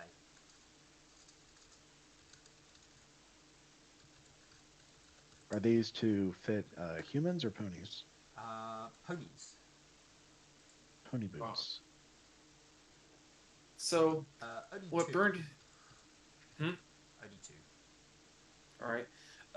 Burned is going to very carefully take out both of the boots, and he's going to see if there's a key hiding in either of them. You check the boots. There does not appear to be anything hiding inside the shoes. Do these appear to be like normal leather boots, or do they appear in pristine condition like they would be a magical item? They do look like they're in very good condition. Like there's no signs of decay or wear and tear or anything like that. I All believe you right. found a pair of magical boots. Indeed. Yes, quite so. My God, why am I? I'm trying so hard. I'm trying so hard not to use that word. Okay, it's okay. We'll get through this session, and you can practice over the next week. Hi, Joe. I think you're right. Yeah. Burned is gonna put the boots on. Oh, we're feeling extra adventurous today. Indeed. Indubitably, yes. My God, I'm trying. My brain. I've been There's- meaning to bring this up for several weeks now because you say indeed so often. It's just programmed into my brain. How you doing? Fine. Okay, you place the boots on. I mean, you don't feel very different. Can you take them off? Yeah, he's gonna try taking them off. You take off some boots. I mean, Okay. they did fit very well. They're almost like they were like definitely your size. So he's gonna examine the boots closer. Is there any markings on them? I mean, they're very well crafted, but there doesn't seem to be any like particular symbols or anything like that.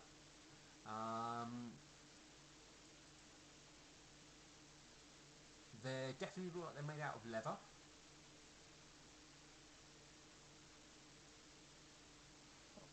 I suggest storing them away until we can get them analyzed. Yeah, he's gonna put them back in the chest for now and shut it. Did we come across any journals No, or all right, no journals. Is Uh, there a desk with any drawers? no, there's no desks. Um, are there any crawl spaces? Not that you have found. maybe this is kind of a silly thought. I don't think they're going to be dumb enough to just leave a key under these, but have we tried checking the pillow casings and underneath the pillows or the mattresses? Technically, you only search the chests, but if you want to All go right. around and start searching all of those, you may. Yeah, Yeah. let's start turning up the mattresses and checking the pillowcases to see if anything was stashed in there.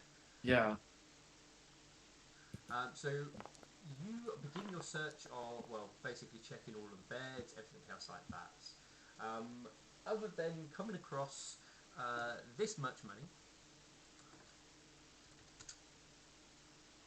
Find anyone's porn stashed.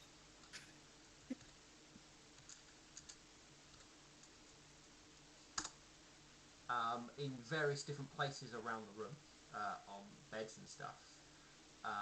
Damn, that's actually a pretty good haul. It's still less than what he had to pay to get in here. Yeah. But Milk Thistle looks to that and says, "All of that belongs to you. You sure? Absolutely. It was your coin who got us in here." Fair enough.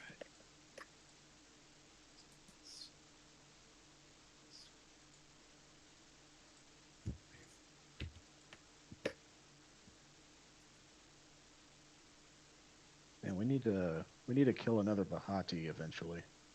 That was a good haul. Yeah. All right. Only because you tracked down its lair. If you didn't, you wouldn't have got anything. I know. Let's see. So there's no keys underneath the mattresses, the pillows, inside of the casings, the chests. Where are we missing? Where are we not looking? We haven't checked behind the tapestries yet. Let us take a moment to examine the banners and see which one of them depicts an officer. Of course. None of them seem to depict what you would class as an officer that you can tell. Um, all of them are wearing the sort of telltale armour of Hell Knights, but none of them very clearly strike you as an officer. Obviously, one thing which is different for what you would normally expect somebody to do in combat, none of them are wearing their helmets, so obviously the pony's head is full on display, probably for artistic, to add to the actual dramatic effects, because it's not as nice to just have a faceless individual fighting demons. You want to see the person behind the mask, so to speak. Let's. They. Hmm. Do we have the names of who are on these banners? Because I'm thinking we may need to do some grave robbing if we're going to find this key. I do not believe there were any names. Have you tried hacking up the door? No. No, I mean, we could try, but probably. That was mine and Ulrich's way of opening doors when we didn't have lightning around. I mean, I do have that adamantine sword. I mean, We there's could. symbols and scriptures on the tapestries, but none that I believe you guys understand. I now need to double check. Uh, I would like to use linguistics to decipher them. One I think I second. can do you one better. I think I have a scroll. I forget what that low level scroll is that allows me to read languages, but I think I have it. Comprehend languages. That sounds right. Yes, I have 2 scrolls of comprehend languages. So Milk Thistle is going to take out that scroll. He's going to read it, and he's going to cast the spell on the scroll.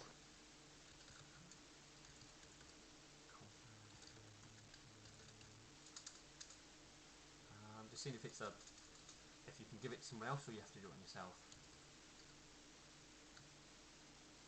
Let's. Oh. Also, very important. How much time is left for Burned Requiem to speak tongues? Because we'll need a seal before we leave. You got there. You probably you got there. You weren't right there. You got down there pretty quickly. So you've probably still got a good 40 minutes. Okay, yeah. Yeah, we'll need to head back upstairs and seal this place before the spell wears off. Okay. Yeah. So you can only do it to yourself. Correct. Right. So yes, when you have done that, the symbols and stuff on there, you are able to read, and they do appear to be names.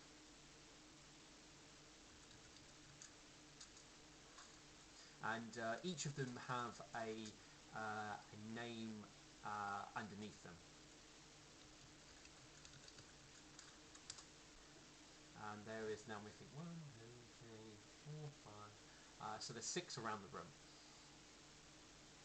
6, but enough to sleep 12. Okay. Yeah. Or house 12. None of the tapestries seem to coincide with a bed.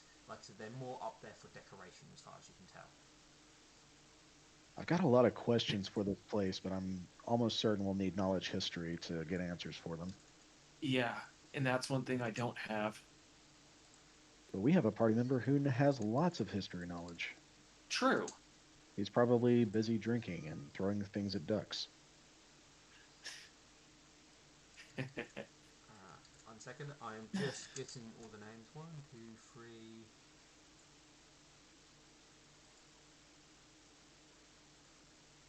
Who is Black Dust? Black Dust. Hmm? Yeah. They said yeah in our message thing. Oh, I don't know. I haven't been looking.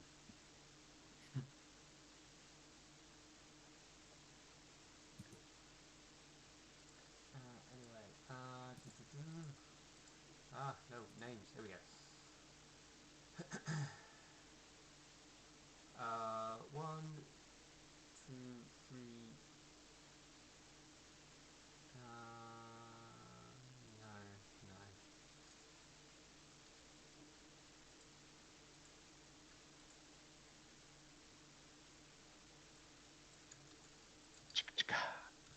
Hmm.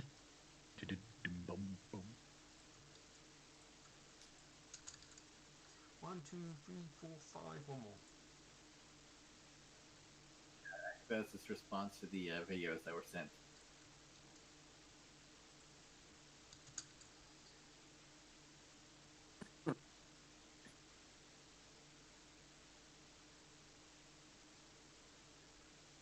Since our game room's not locked or anything like that. Hold on, Pippin. There you go. There's some names.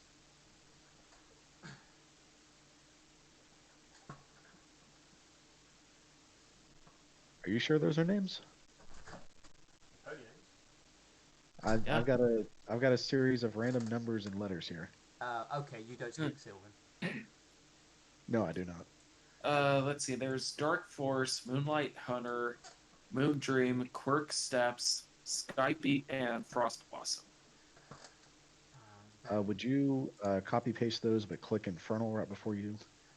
Oh, I've been posting an Infernal this whole time instead of telling. I'm guilty of the same thing. Sorry, y'all.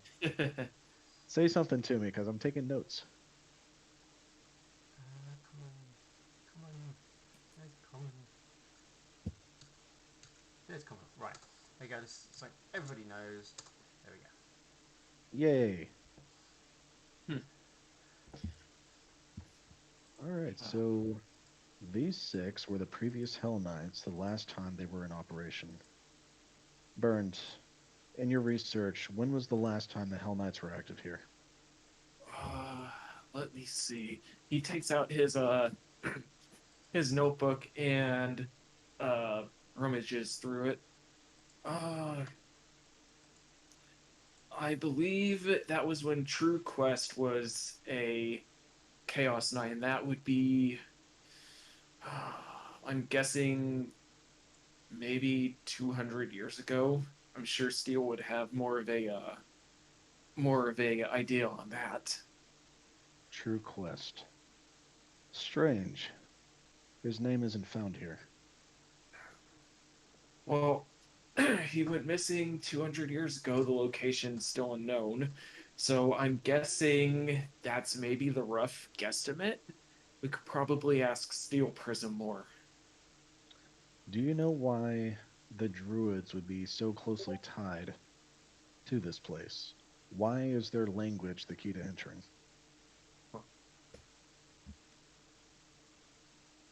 He sort of takes a moment to think and puts a hoof right on his chin. That is a curious question. I myself would like to know that. It's a very secretive language. No one outside the Druidic Order is permitted to understand it. But as you Is can it see, loopholes. is it possible that maybe one of them was a druid? Milk Thistle ponders for a moment. It is possible, but I would think that the Druidic Order would conflict with the Hell Knight Order. Perhaps they worked closely in conjunction with each other. Perhaps a Druid worked with the Hell Knights. But even that would be strange. Well, we learned about the Hell Knights from druids. Well, That's true. Yeah, I know you're saying that out of character because you're not here. And Yeah. like out of character, this is also strange to me. you learn about the Chaos Hunters. Who Oh, are that's right. Yeah, Chaos Hunters, associated and one with of which the the Hell Knights. This is indubitably strange. yeah, we learned about the Chaos Hunters from the Druids, and then we learned about the Chaos Knights, which are Chaos Hunters who become Hell Knights. Well, And we're finding strange chaotic symbols around this place. So these must be the Chaos Hunter headquarters here. it would appear so, and whatever we're seeking is behind that door. Sadly, we haven't found the key. But we do have 6 names, and if they served here, they're likely buried nearby. Quite so. Apart from forcing our way in, we'll need to find that key, which means I think we'll need to do some grave robbing. Indubitably. I like how forcing your way in is like worse than grave robbing. Well, I use the term grave robbing colloquially. What we're technically doing is excavating, because Well, we're not trying to steal from the graves. We're trying to carry on the traditions of dead people. Completely different. well, here's my question. Do we know if these Chaos Hunters have families still? Because we don't really know if they would be okay with us stepping on toes in order to excavate their fallen family. Steele, a quick question. What's the door made out of? Iron. Ah, okay. Yeah. We could slice through it easily with the adamantine sword if we wanted to force our way in. It just seems like, man, you guys are going through a lot of loopholes when there's like a simple, like direct method. Yeah, I mean, If we had a rogue, we could just probably pick the lock, but you know, I mean, yeah. part of the mystery. I'm pretty sure you've got the adamantine weapon. Burn does. Burn has it. Yeah. Um, yeah, I mean, we have a rogue, but she's, not here. Thank you, Lightning. It's okay. I mean, yeah. you also have the trump card. True. You know Depends what? if you want to not destroy the door. Well, it's easy to replace the door. That's the thing. Takes a while, but it's easy. You know what? He Burned is gonna feel kind of bad about this, but he looks to Milk Thistle and says, "I think we should bust down that door." Milk Thistle looks to the door and then looks you square in the eyes. If you pursue this, You must claim it as your own. It has been left destitute and empty for many years now. If you're to resurrect it, claim it. Of course. And Milkthistle will stand back. He's going to keep an eye out and a listen out for the entrance that leads down here because he's still concerned somebody who might have been following them in. Yeah. So Bernd is gonna approach the door and he is going to strike out with the adamantine bastard sword.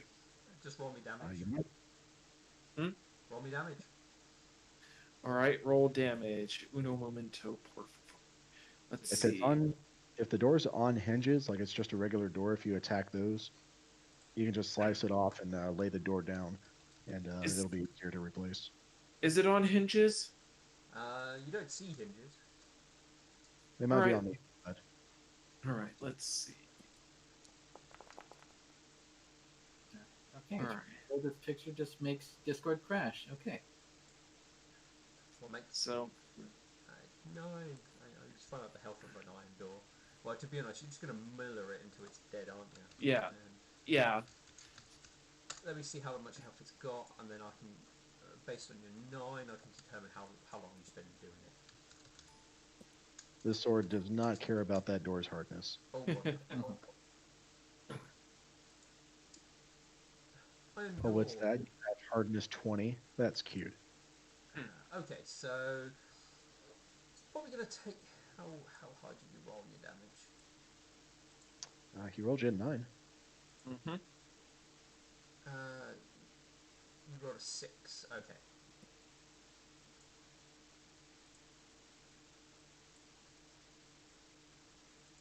I used to be able to press a button to. Oh yeah, cool. Press that and it tells me. Yeah, you rolled a 6, so that's about your average. All right, so you spend a minute going at the door. After that minute, the door falls into the room because that's probably the direction you're going to push it. As it hits the ground, it obviously brings up a load of dust, leaving you coughing for a moment as the dust fills the air and makes things a little bit hard to see, but not really that difficult. Once um, once the moment's gone and the dust's mostly cleared and you finish coughing, what you see looks to be some sort of, I want to say, arming chamber is probably the best way to describe it. And pretty much opposite the door, you see a suit of Hell Knight armor, full plate. He is going to step into the armory, and he's not going to put the Hell Knight armor on yet because he hasn't really he hasn't earned the right to wear it yet. That's not until like second level of Hell Knight. Uh, but he's going to step up to it, and he runs a hoof along the edges as he takes it in, looking around the armory as he at this point he's speechless and he's just taking it all in. Other than the armor, the rest of the chamber seems empty. I mean, it looks like it could house other weaponry, other suits of armor, but the armor itself seems to be the only thing in here. Huh. Well, this is quite interesting. Looks like they only left this single suit of Hell Knight armor, Chaos Knight armor. I'm sorry. The armor is on a, what are they called? It's on something so it looks like somebody's wearing it, basically. Mannequin. Yeah, mannequin. There we go.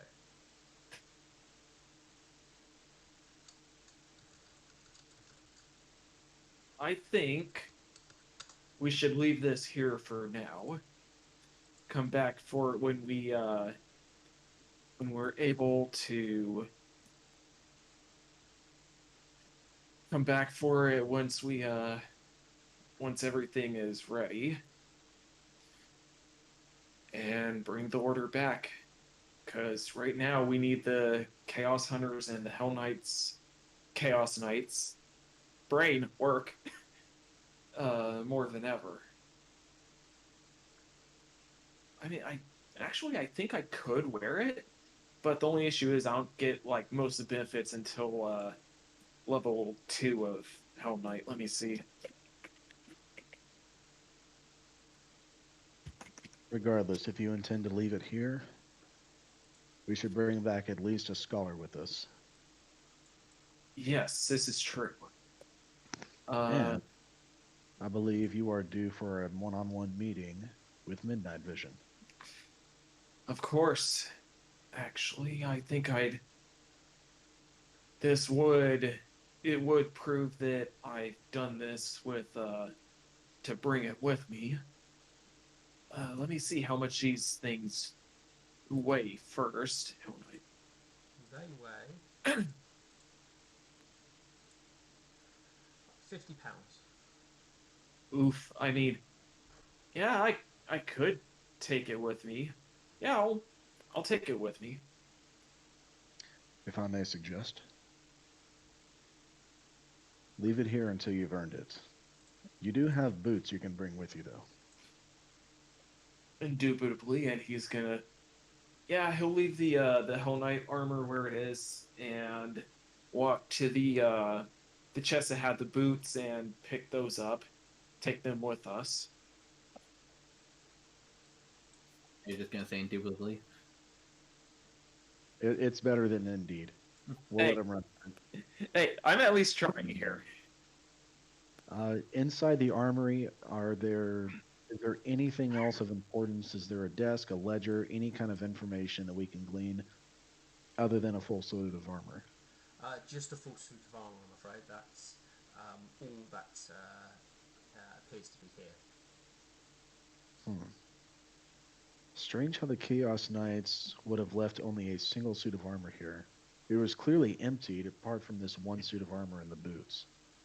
Maybe he sort of goes into thought a little bit. Maybe they left it for someone to pick up the to bring back the order.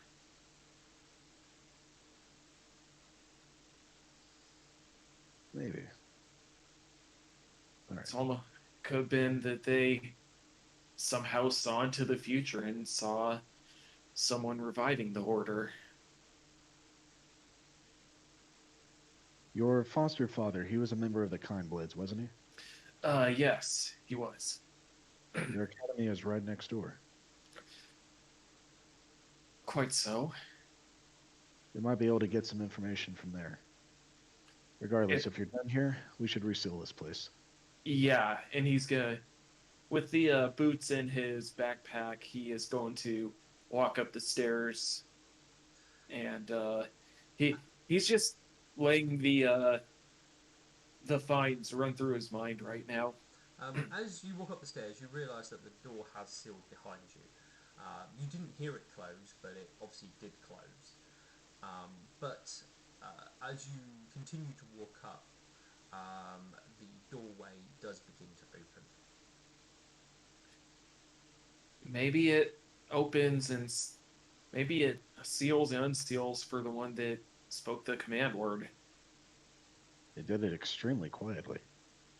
Indeed. I mean, what better way to be subtle and secretive than a quiet doorway? Are you going to leave the lights on? No, he is going to command the lights to go off. What language? Druidic. Okay, they go off. Sort of Alright.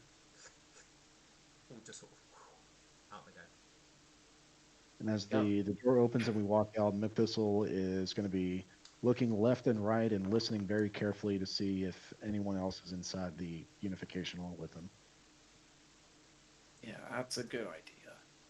You look carefully around you, both of you, but neither either of you hear anything that stands out as far as you can tell? Okay. How long does it take for the door to close behind us? So do you just stand there and wait for it to close? Yeah. Yeah.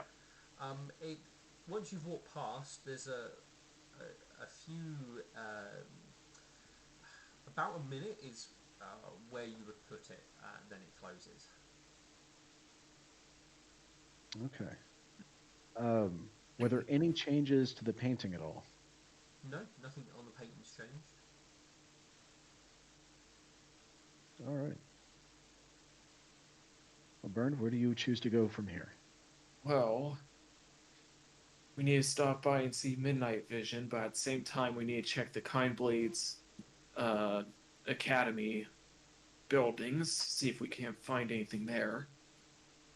Maybe they have something of importance.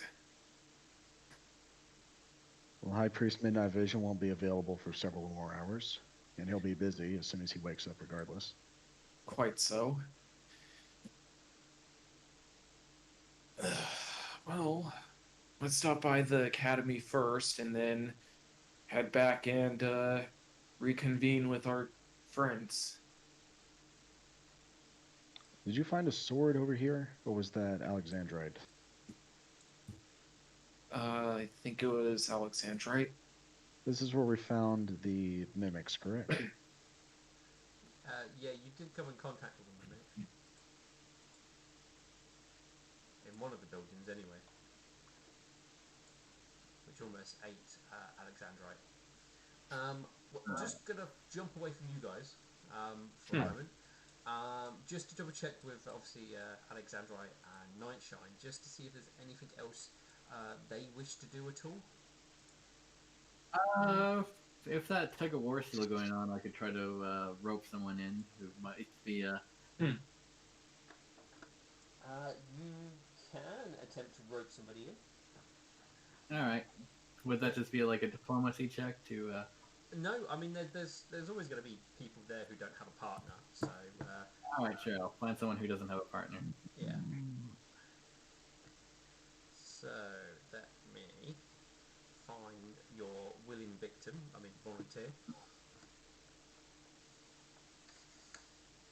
All right.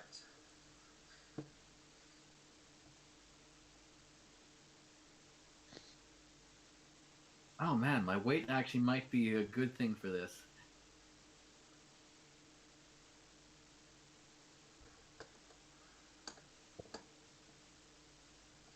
All right. So slightly different with this one. Mm-hmm. So each team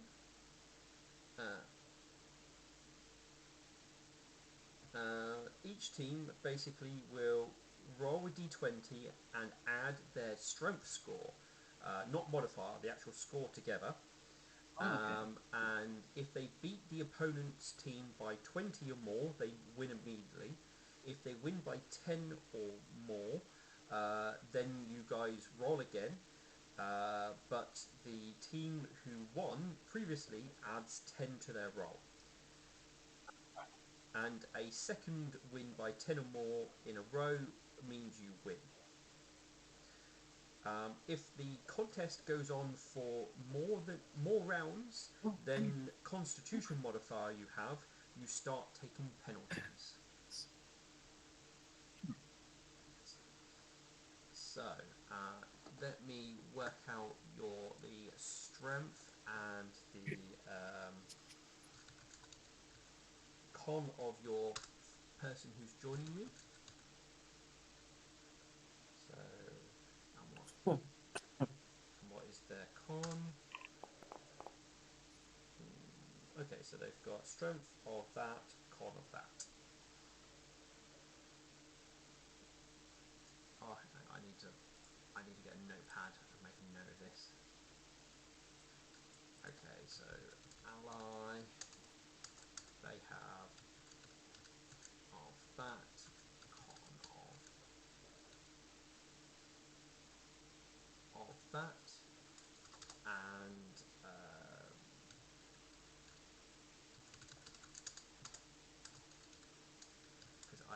make a note of the people you are against as well. So I can do math. Alright, so the first one.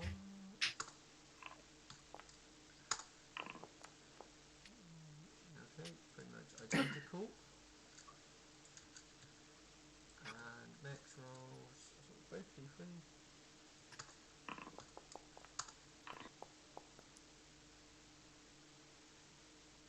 Apparently I selected the airshift. Right, well I'm rolling a lot of similar dice. Okay, well it's going to be pretty even. Alright. So, Alexandrite, you get paired up with, based on these rolls, probably a fellow Earth Pony, to be honest. And you two are looking at their rolls, probably versus two other Earth Ponies at this point. That makes sense. It's a very Earth Pony game, this. Mm-hmm. Alright. So, when the bell rings, you both pull as hard as you can. So, that's a d20 plus your strength score. Mm. So, I'm going to do your team first, and then I'll do the bad guys. So, Alex team. Oh, I'm rolling secretly again. Oh, no, I'm not. Yep. Cool. I know I am. Alright, so you rolled. Ooh, that's pretty good. He has.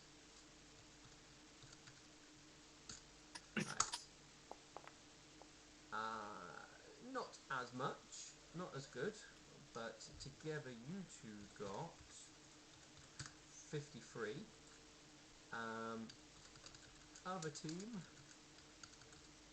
Right, so let's do their rolls. Let's do. I'm just going to do both of them together. 2d20 plus their strength plus their strength. So it'll do the math for me.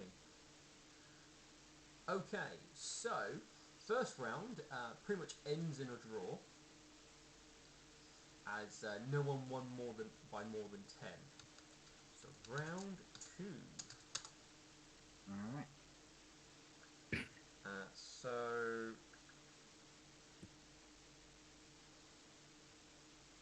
Second verse same as the first. yes.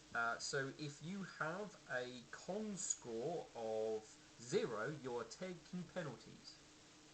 Right, well, I do not. Then you're good. Give us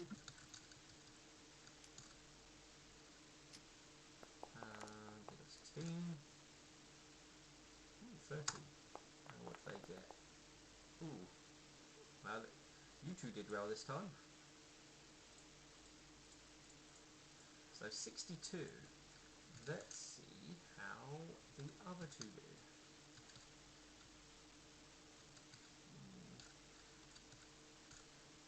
Alright. Oh Jesus! Ooh. Well, you rolled 62, they rolled 68, so again, there's still no one winning by more than 10. So we're on to... I guess seeing double 18s was just scary. Yeah. So round 3.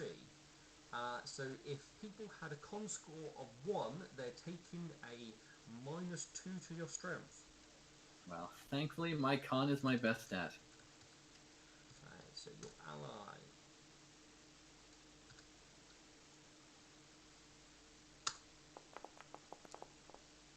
Ooh, he did well. No, I did not do well. Alright. Yeah, they have a lower con score, so their strength is going down. 20 plus this number plus this number. So they got 51. You guys got 48. Yep. So again, not less than not a difference between 10 or more.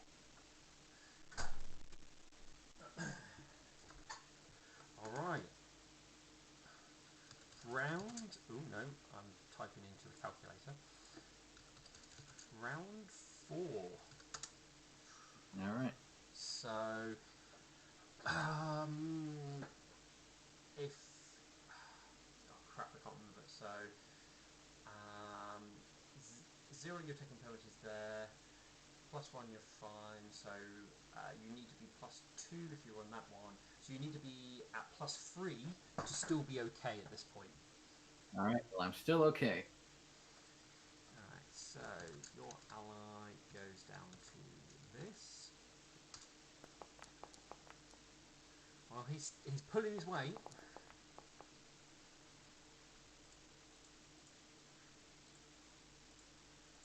Okay, well, you've got 64 between you. So 2d20 plus 2 12s.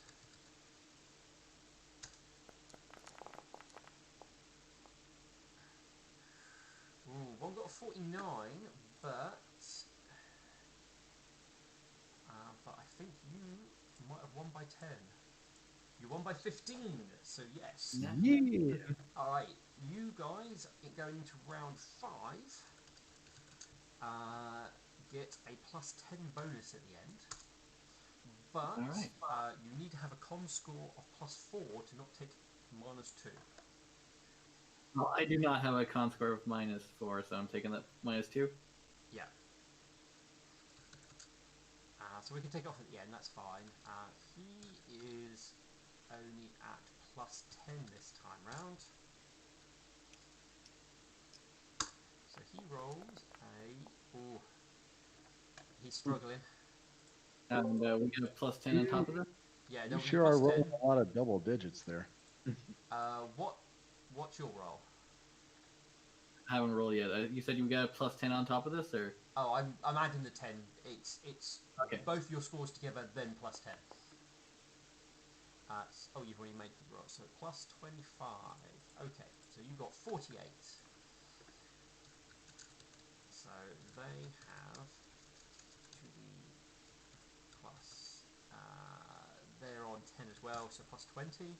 So let's see what they get. Ooh, okay. I think you just won your first round of tug of war. Yay! Woo! You pull them into the dirt.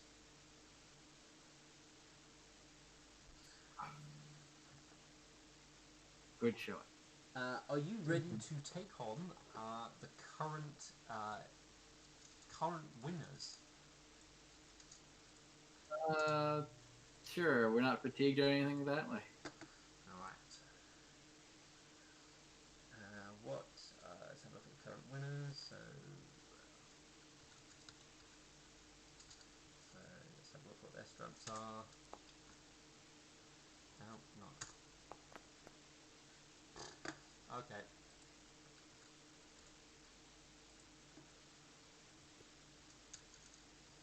Yeah. And what is their... Okay.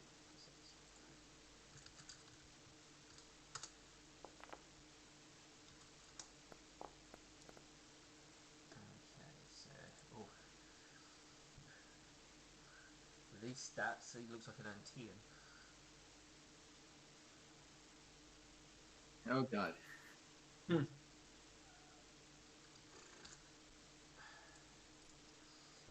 What's him? That one. Okay. Alright, so let's go back to public roles. So,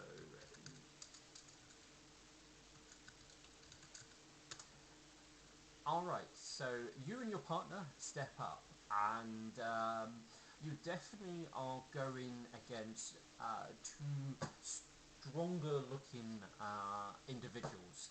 And given the stats of, like I said, one of these guys, he's probably an Antean.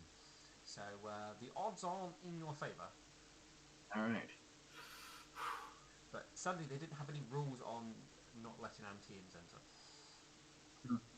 enter. You've got this. Believe in you. Alright, so you and your friend. So friend will go. Ooh, he's starting off strong. Ooh. Nope. Oof. Good thing he is.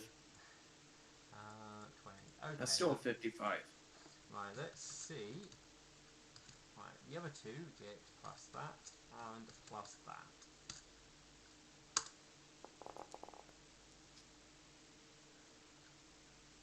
Okay. Okay, 59. So they did not beat you by 10. So Mhm. we go into round 2. So if you're plus 0, sucks to be you, which no one is. Alright, your friend pulls with all his might. Oh, he's still got some stroke to him.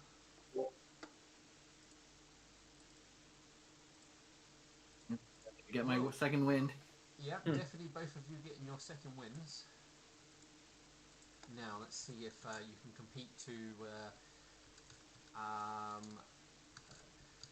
these two individuals.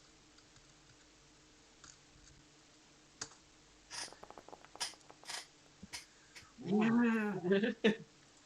Oh, wow, one of them might have just slipped in the mud. Minus 40. Oh, you won by 19. You Oh. almost instantly won. Woo! But you gain a plus 10 bonus on your next pull. All right. So round 3. So if you have just a +1 con score, you start taking negatives. Which thankfully I have a +3 con score, so. Well, sadly, your friend doesn't. So he takes his first negative, but he's still rolling well. Ooh, No. plus 19. Plus your 10. Well, you've got 55 at least. Okay. Let's hope that they don't recover and you've got it in the bag.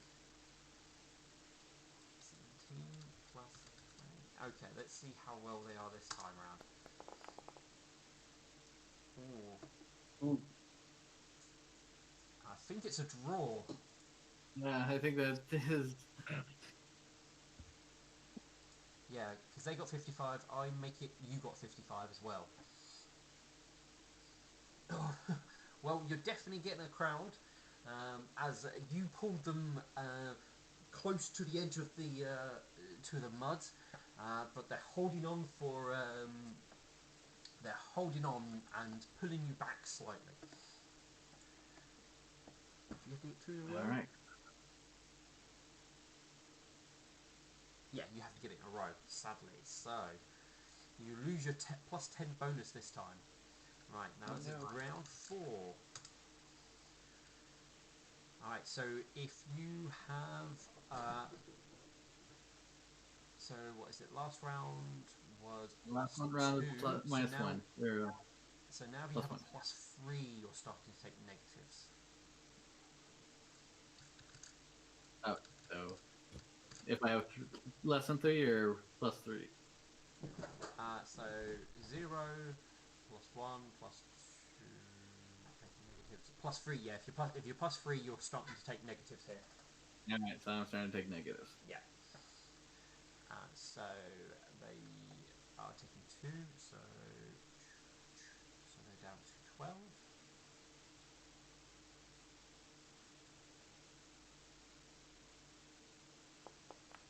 I think I gave you guy plus 16 last time. I Ah, wasn't supposed to. damn you 4s! Ooh. He's down to 12.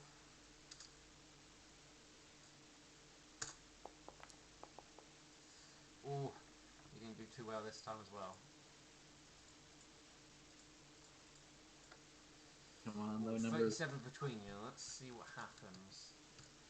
So that's Come on, nat ones. 20s plus.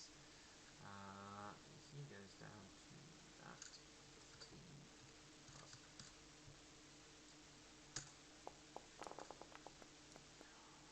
Oh, that was Oof. almost a 1, but I think, yes, with this one, they give a very hard pull, and and pull you flying into the mud face first.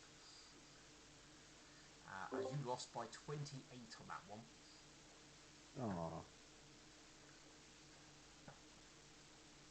Well, it is what it is. That was a good show. And you guys Good thing I didn't wash up between last time. Then you go and find Lightning and go, do you want a hug?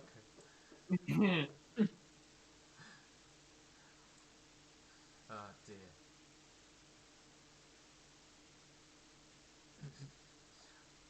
But that is the tug of war game.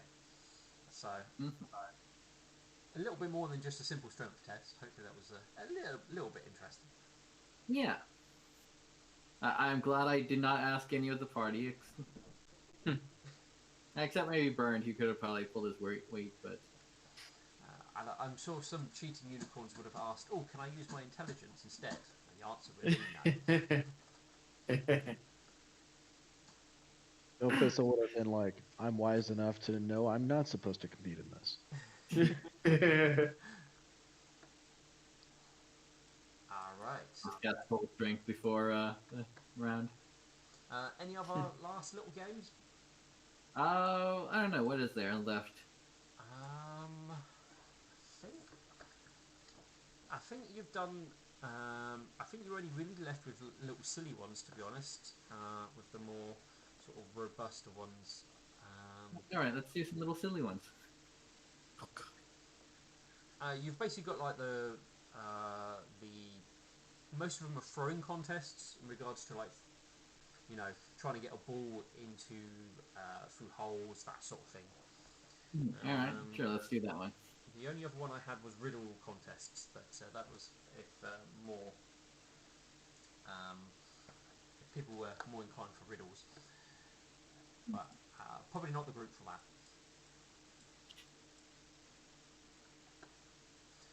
So you've got a few. You've got ones where you throw balls and you've got to try and get them into milk jugs. Then you also have ones with bean bags, and you've got to try and throw them through sort of different size holes to try and score points. I mean, they seem pretty much the same. Let's try both of them. All right. So beanbag one, you take a minus. I think a -4 because you don't have to throw anything feet. Mm. Yep, be mean. and it's just a little bit out of range, so you do also take -2. All right, and it's a BAB. No, it's BAB range attack, that sort of thing. So that's about -7 altogether. Yeah, I think. I mean, I can't say some of these games aren't rigged. So I'll just roll a d20. Oh, is it just a D? Well, you'll probably, if you get a nat 20, you're probably hitting through the one which will get you an instant win. But you have to be aiming for it. So. Oh. Well, you hit the board and it just slides down. All right. How many attempts do I get with this? You get 3 attempts. You can either go for the center, or you can go for some slightly easier ones around it to get points. Might as well go big or go home. I'm probably not going to do it, so. Okay, big or go home. Okay, you got 2 more shots. Hey. Ooh.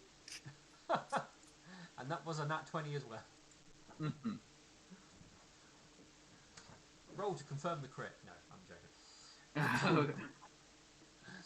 Alright, with your nat 20, you throw it, and it just goes straight in the gap. The person who was manning the thing, I think he almost dropped his drink, as he definitely wasn't expecting you to get a bullseye, basically. Some queen be praised. What on earth are you doing to cats?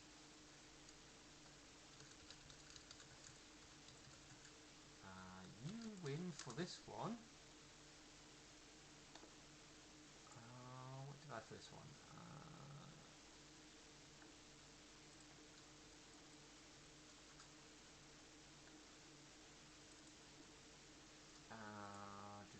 Sorry, I've got prizes in a tab somewhere.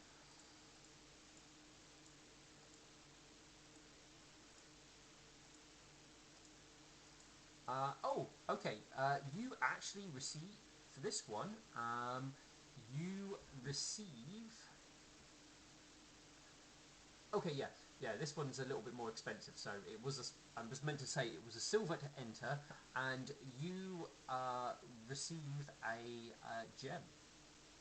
Ooh, nice. Final. It's worth a whole hay penny. I can pay for Dot's operation. Sorry, what? it have you never seen the Animaniacs movie that was made years ago? The Christmas special. It came out back in '99. Probably not. I mean, I know the Animaniacs, but I don't remember the film. It came out right after the series had ended in '98, and it's a story about how supporting your local economy can benefit everyone. So Wacko goes out to earn his fortune and earns an entire hay penny, which I guess is like a farthing. So it's hardly worth anything, but everyone's destitute in this village. And yeah, Wacko decides to invest in his money, makes a whole bunch of it, ends up losing it all, but he gets to keep his investment, and it was doubled. So he has two hay pennies. So he gets to pay for Dot's operation, and I forget what else he bought, but he gave it to some shop, who then used their hay penny to buy from another shop, who then used that hay penny to buy from another shop. So this one single coin just makes the entire round around the village and every single business, and all of a sudden, all this wealth starts pouring in out of nowhere. Everybody's rich because they had a hay penny that they then invested into their neighbor. Alright, you get one of these. Yes, I'm doing it public. Apparently, the bank's telling me. Nice. That's right. Uh, I'm amazed I remembered that reference. I only remember it because you said hay penny, and that was like the first thing that came to my mind because that was the first time I ever heard of the hay penny. Yeah. Because I've got a hay penny. Let me look it up.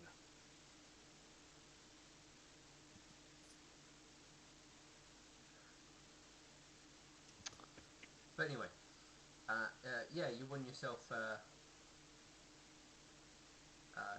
gem. Nice.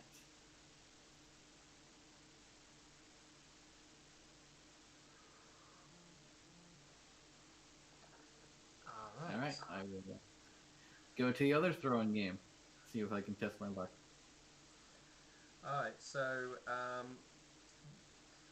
this one, I don't know if you've ever played similar sort of games. This one, unless you can never, unless you're very lucky and you manage to get it to go straight down, it kind of bounces all over the place and eventually either falls off or goes in one. There's lots of jugs, and again, different colours indicate if if you win a prize or not. I think I know. Very similar to very similar colours, very similar prizes to Hook a Duck, basically. Mm-hmm.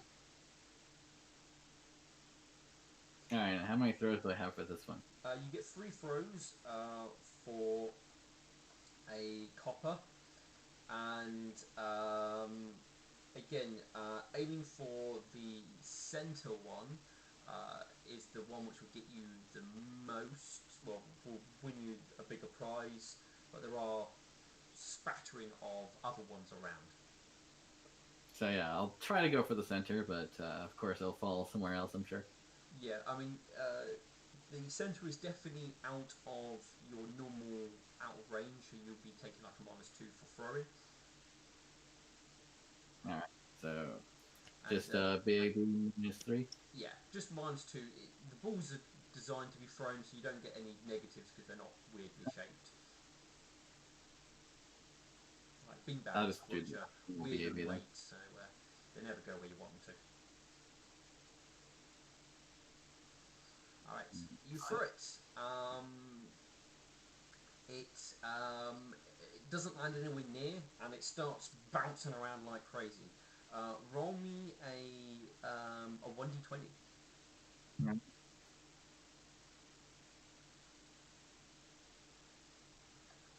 See if you're lucky. No, eventually goes down into a colourless one. All right. Well, I got 2 more shots. So.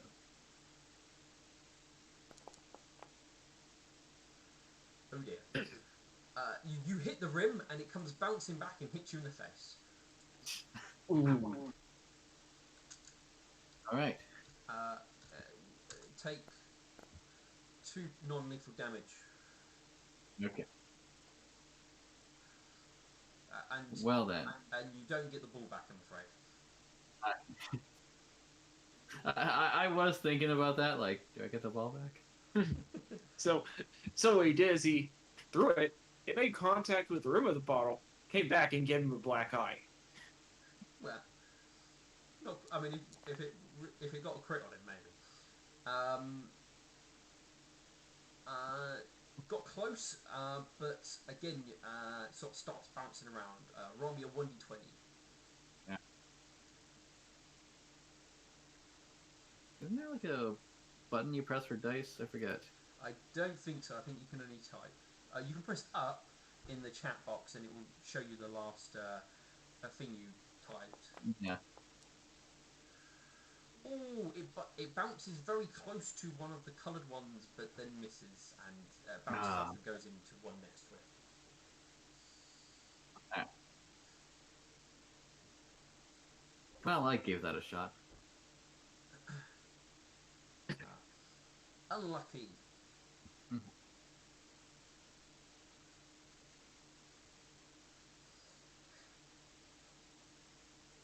I'm afraid no more balloons or plushes for you today. Mm-hmm.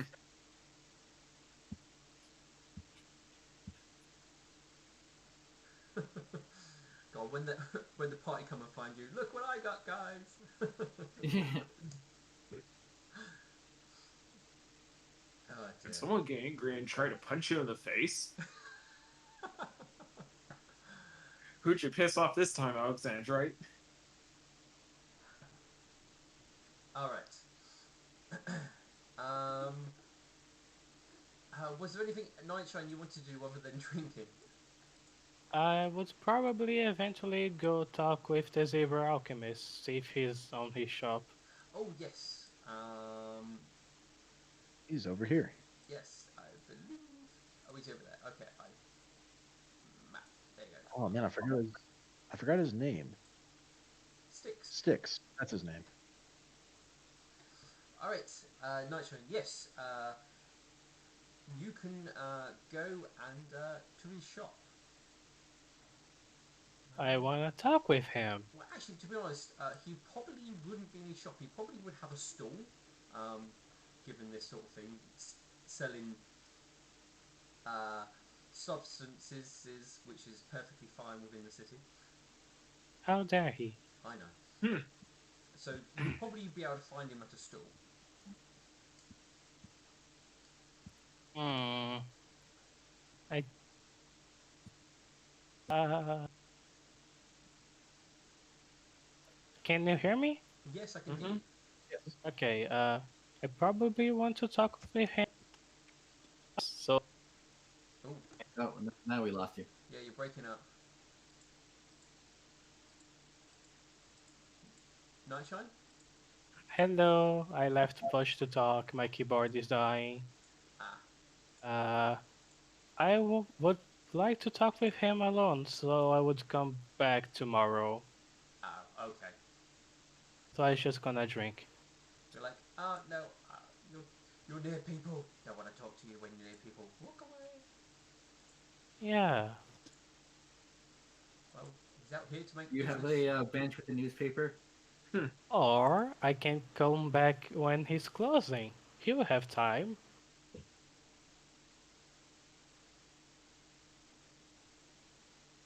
Am I genius?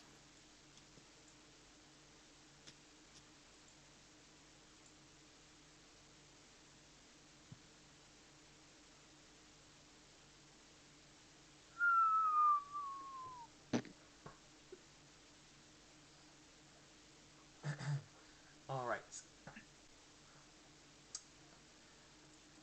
Oh, sorry. I think I'm starting to flag a little bit now. Oh, it's gone midnight. So, because I've got to work tomorrow, we'll probably stop here. Fair Okay. enough. Though, Burnt, you found the Chaos Hunters slash Chaos Knights, Hell Knights. There you go. That's the way it's called. But Yeah. Chaos. I think we call them Chaos Knights. Place. So that will earn you that. And Milk Thistle, roll me one last, because I forgot to mention, 5d8. Because he did survive the first load, but didn't survive the second. Oh, he's gone. Yes. Would you reveal how much damage I did? Oh, yeah, sure. Nice. Alright, so basically what happens for him, he came out in his dress uniform and spoke to a nearby soldier. Semi-lucid state, and realised it was the celebration, and he had sensed that he had to go and address the troops ready for the march and parade, and asked the soldier to direct him towards them. The soldier mentioned that they were people practicing over here, or in the palace grounds. So he actually walked over and used the entrance over here to get into the grounds. Sadly, they were practicing volley fire in this area. Oh no. Oh, no. So the first shots, he was hit by a volley of arrows. Um, Sadly, though, he survived, and people found him. So quickly, get him on a stretcher and hurry him away to go and get him to safety. Now, I've got a few ways he might perish in the final one. Do you want it more gruesome, or do you want it a bit more sensible death? I will let you make the call. Don't worry about me. We go for silly. So, as they're quickly moving him from over here to out here to get into the temple, they happen to be just testing the portcullis, and no one mentioned anything, and it suddenly dropped as he was in the middle and crunch as they were carrying him on the stretcher. Mm. So we kind of did the comedic clown routine, where they try to carry the guy out on the stretcher, but ends up injuring him worse. In a sense. He had a few arrows stuck in him still, so they quickly got him out of there and was plastered into the ground as the portcullis fell on him. Oh wait, the portcullis closed on him? Yep. Oh, dude, that is gruesome. Oh yeah. Just somebody at the top released it as they were quickly doing a test, and it just went. And Well, the two ponies on the other side were not harmed. He was though. sounds like a more extreme version of to what happened with Lord British from Ultima.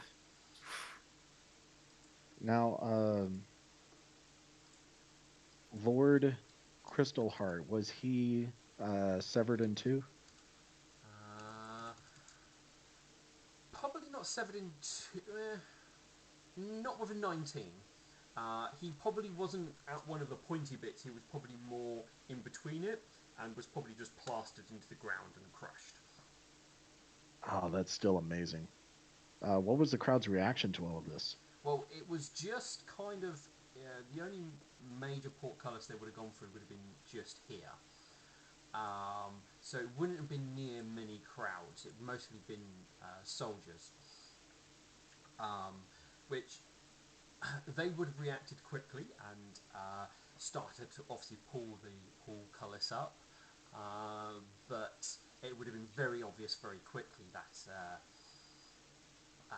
he died. And there would be a bit of panic in the area, as obviously probably the individuals were probably more lower ranking, but word would have got to the captain of the guard fairly quickly, and they will be basically sealing off the area and sort of directing people away while it's being dealt with, and not allowing anyone to come too close so they know what's going on. So they're trying to keep it quiet. Well, at least away from the public's eye. Was Emberhard anywhere near the area? No. All right.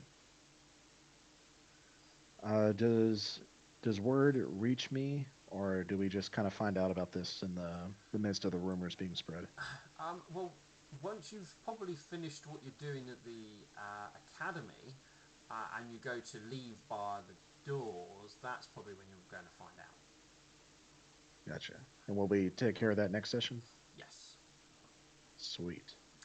What I will mention about you guys in the academy is it looks like it's been repurposed and it's been utilised. So they've cleared out a lot of the debris and stuff, and people are actually using it rather than it being empty and abandoned like it was when you left it.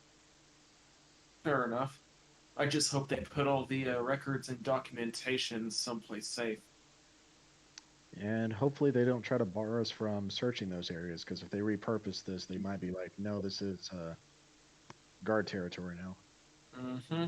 But Which technically, up until Lord Crystal Heart dies, I still am in charge of the guard. follow his crazy ramblings. Probably not. I mean, you could try arguing that and see what they say. I mean, I would say we could just intimidate them, but at the same time, they're guards. I don't think we want to be intimidating them. Well, the Other downside than is that, they probably outnumber you. I'm not sure if trying to pull rank would work through here. Yeah. But You could end up in Alexandria's cell. yes. But yeah, with obviously burnt with you're doing your little bit there. You gained 500 XP. You've at least found obviously their little section of the temple and something to work towards as well. Yeah. I remember also taking those boots, which I still need to get those appraised. Yes, I need to make a note. The 500 EXP? Yeah, like again, everybody will share that. Yeah. Yeah. I need to make a note of the boots you picked up so I don't go, oh, what?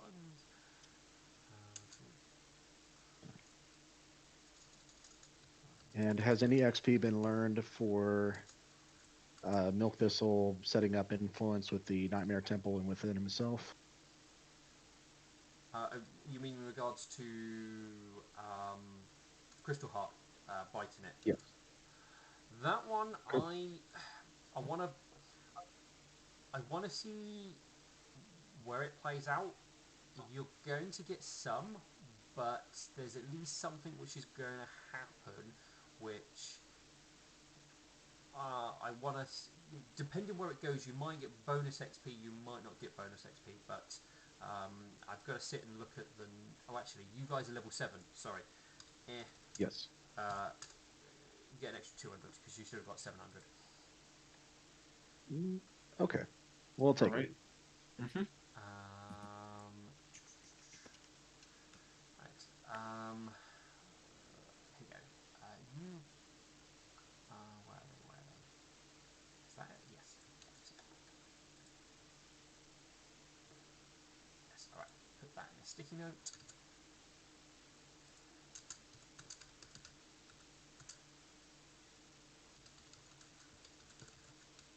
Okay. Cool. Cool. Noted. But yes,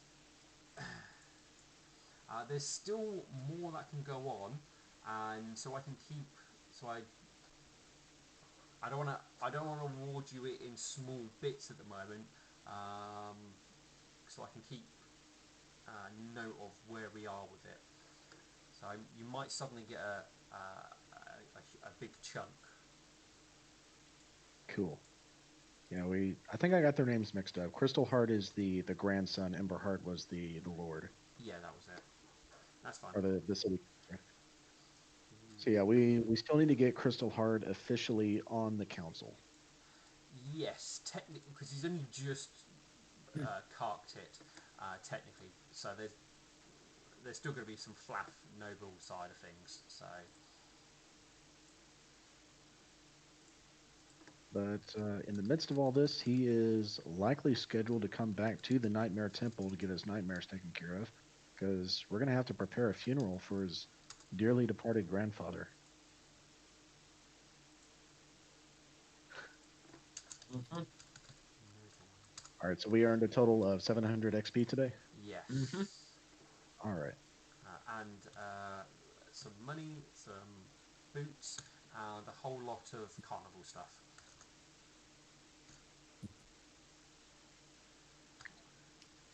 Previous XP 45,299. XP earned 700. Current XP is going to be 45,000. You are currently 999. getting that, and you might get some more. Yeah, I'll keep hold of that at the moment.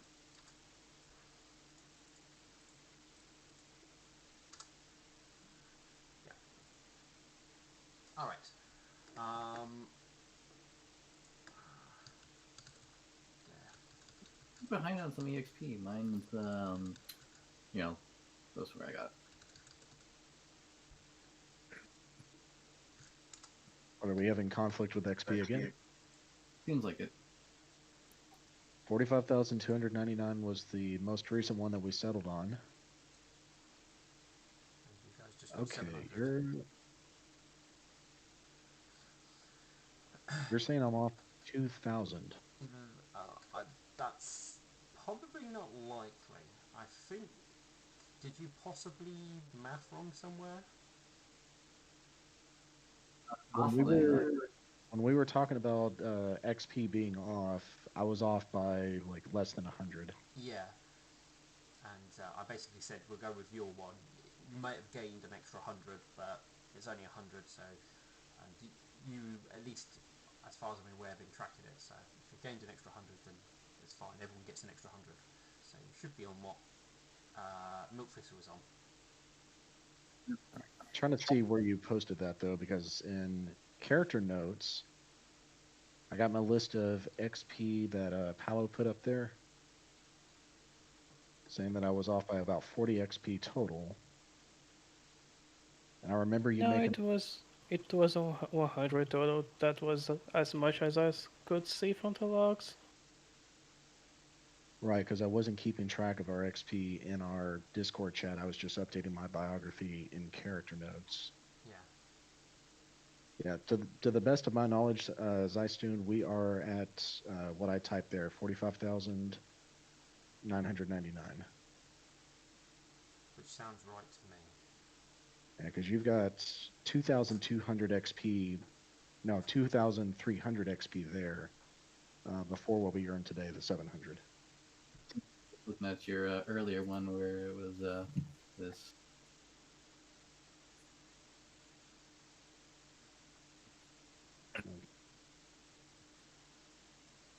Yeah, current XP 45,299, which is what we are at. So yeah, I guess somehow I. Yeah, this is the first time we've earned XP in a while because Yeah. Yeah. we've been outside of combat apart from the ship. And wait, did I? We got XP for the ship, didn't we? I know we got paid. Yeah, I'm sure I did. I will have a look through and make sure you guys did, because I can scroll back through the I'll just chats. take Milk's fact. So I don't know. Maybe something got mixed up in Translation. my Okay. end. Alright. Well, I'm going to end the stream here. So, if people want to say goodbye. Auf Goodbye. Wiedersehen. Goodbye.